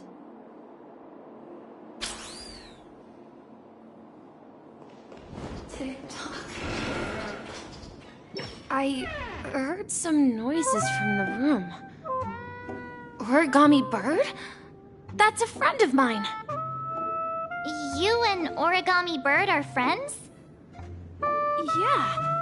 It's a member of the Compass crew, just like Clocky and Miss Mirror. And there's more than just one Origami Bird. They are a big family with lots of brothers and sisters who look the same. They follow Miss Mirror's orders and handle all sorts of jobs on the ship. They're the best sailors. Sailors? Can origami birds be sailors? Could you tell us more about the compass, Misha? The compass is a ship bound for the new world. Clocky and his partners travel through layers of fog to the depths of the sea. Whenever there is danger, Clocky will use a compass and guide the ship in the right direction. That's a great story. But in the Penacony cartoon, Clocky and his partners have always lived in Dreamville and never ventured out, right? Huh?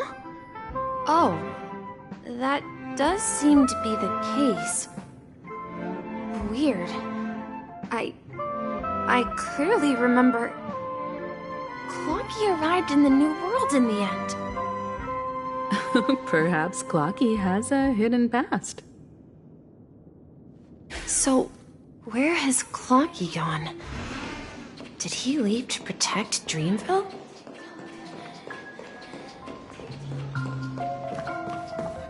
Mikhail, that's the name. Now we all know him as the Watchmaker. So, who is he talking to? Do you know anything about it, Misha? I'm sorry, I don't know much about the Watchmaker. But, Mikhail... Anything special about that name? Mikhail is Grandpa's name. Grandpa? Do you mean you're the Watchmaker's grandson? But we haven't heard anything about the Watchmaker having descendants. And the name Mikhail is not rare. Perhaps it's merely a coincidence. Could you tell us more about your grandpa, Mikhail? Yeah, sure. He was a seafarer who fearlessly ventured into mysterious seas and storms. He was always on the sea and had lots of friends who accompanied him on his travels. He didn't want me to call him Grandpa because that would make him sound old. He believed he was still young. The name Mikhail was given to him by his parents, Mihaly and Elise, both renowned seafarers. Every time he came back, he'd share his logbook with me and tell me about his adventures at sea. I want to become a great adventurer, just like him. It appears that the seafarer has nothing to do with the Watchmaker. So, perhaps it's just a coincidence? So, where is your grandpa now? He went off on a new journey. And it's been quite a while since I last saw him. I think I hear the sound of water. You once mentioned there's a magnificent fountain up ahead.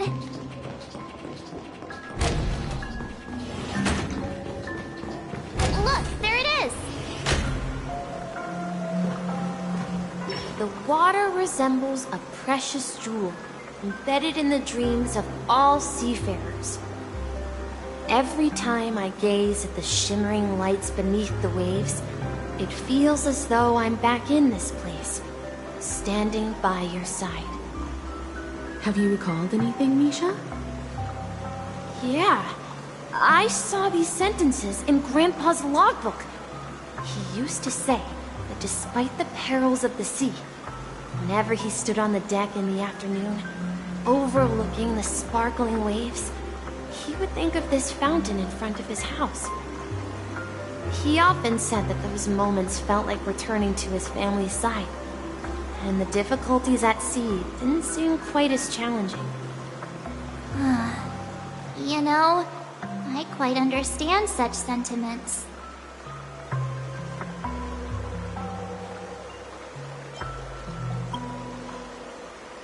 I'm not an elder. I was just being a bit sentimental.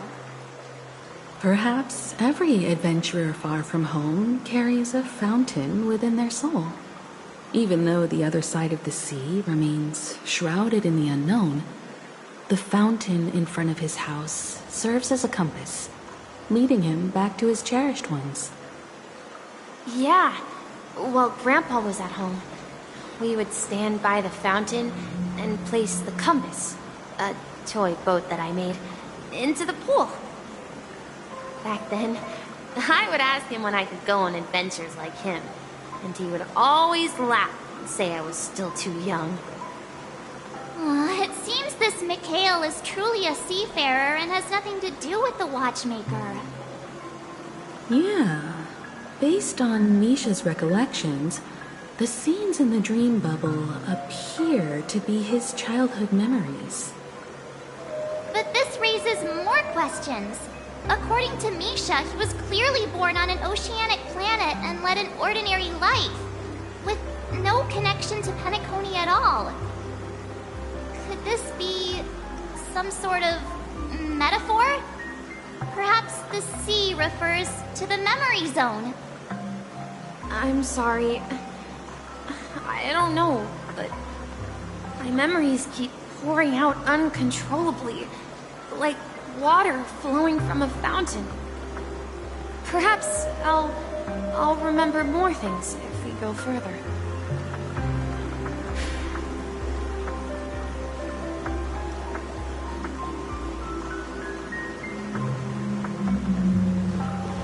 I wish to share your paradise. We're going to the opposite side, right? No, we should turn left here. Huh? Something feels different about this place.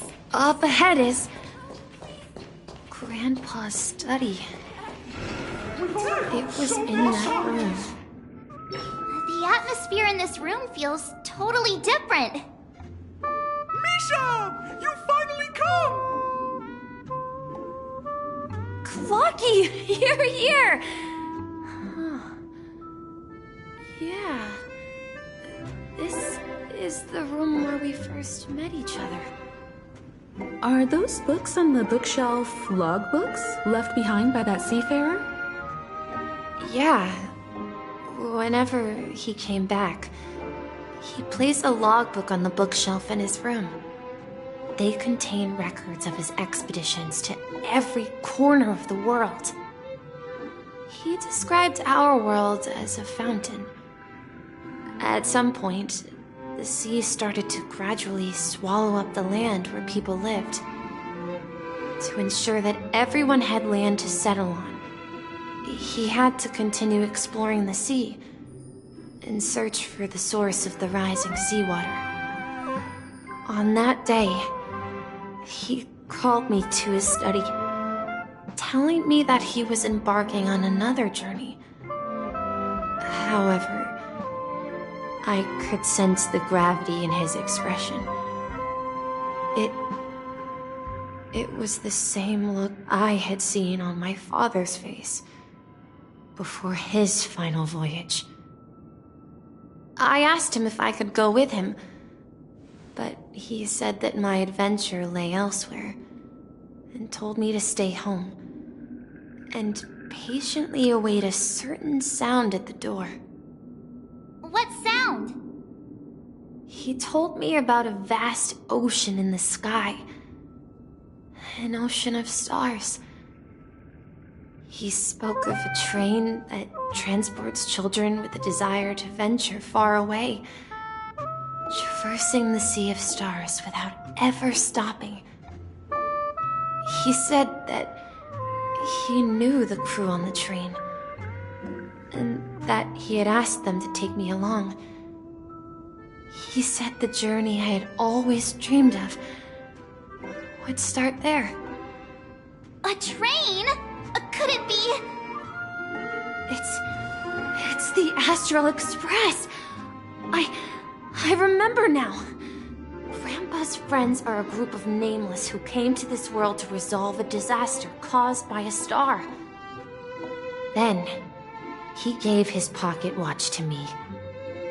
It was his cherished treasure, appearing in every one of his adventure tales. He explained that difficult times were ahead, but assured me that the watch would guide me. He said, as long as I kept moving forward, I'd eventually reach my desired destination. And then, it was as if I heard the distant sound of a train whistle echoing throughout the room. Exactly, Misha! And then we followed that whistle, didn't we? Yeah. I think I can still find the way we took back then.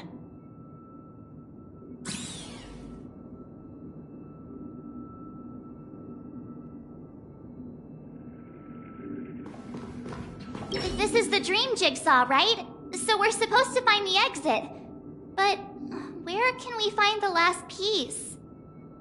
Do you remember?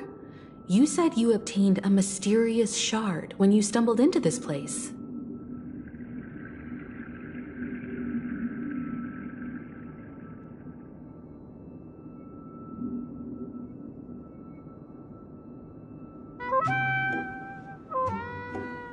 Hey, the shape seems to match.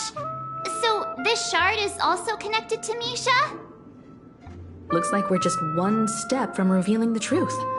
Let's get to the other side and investigate.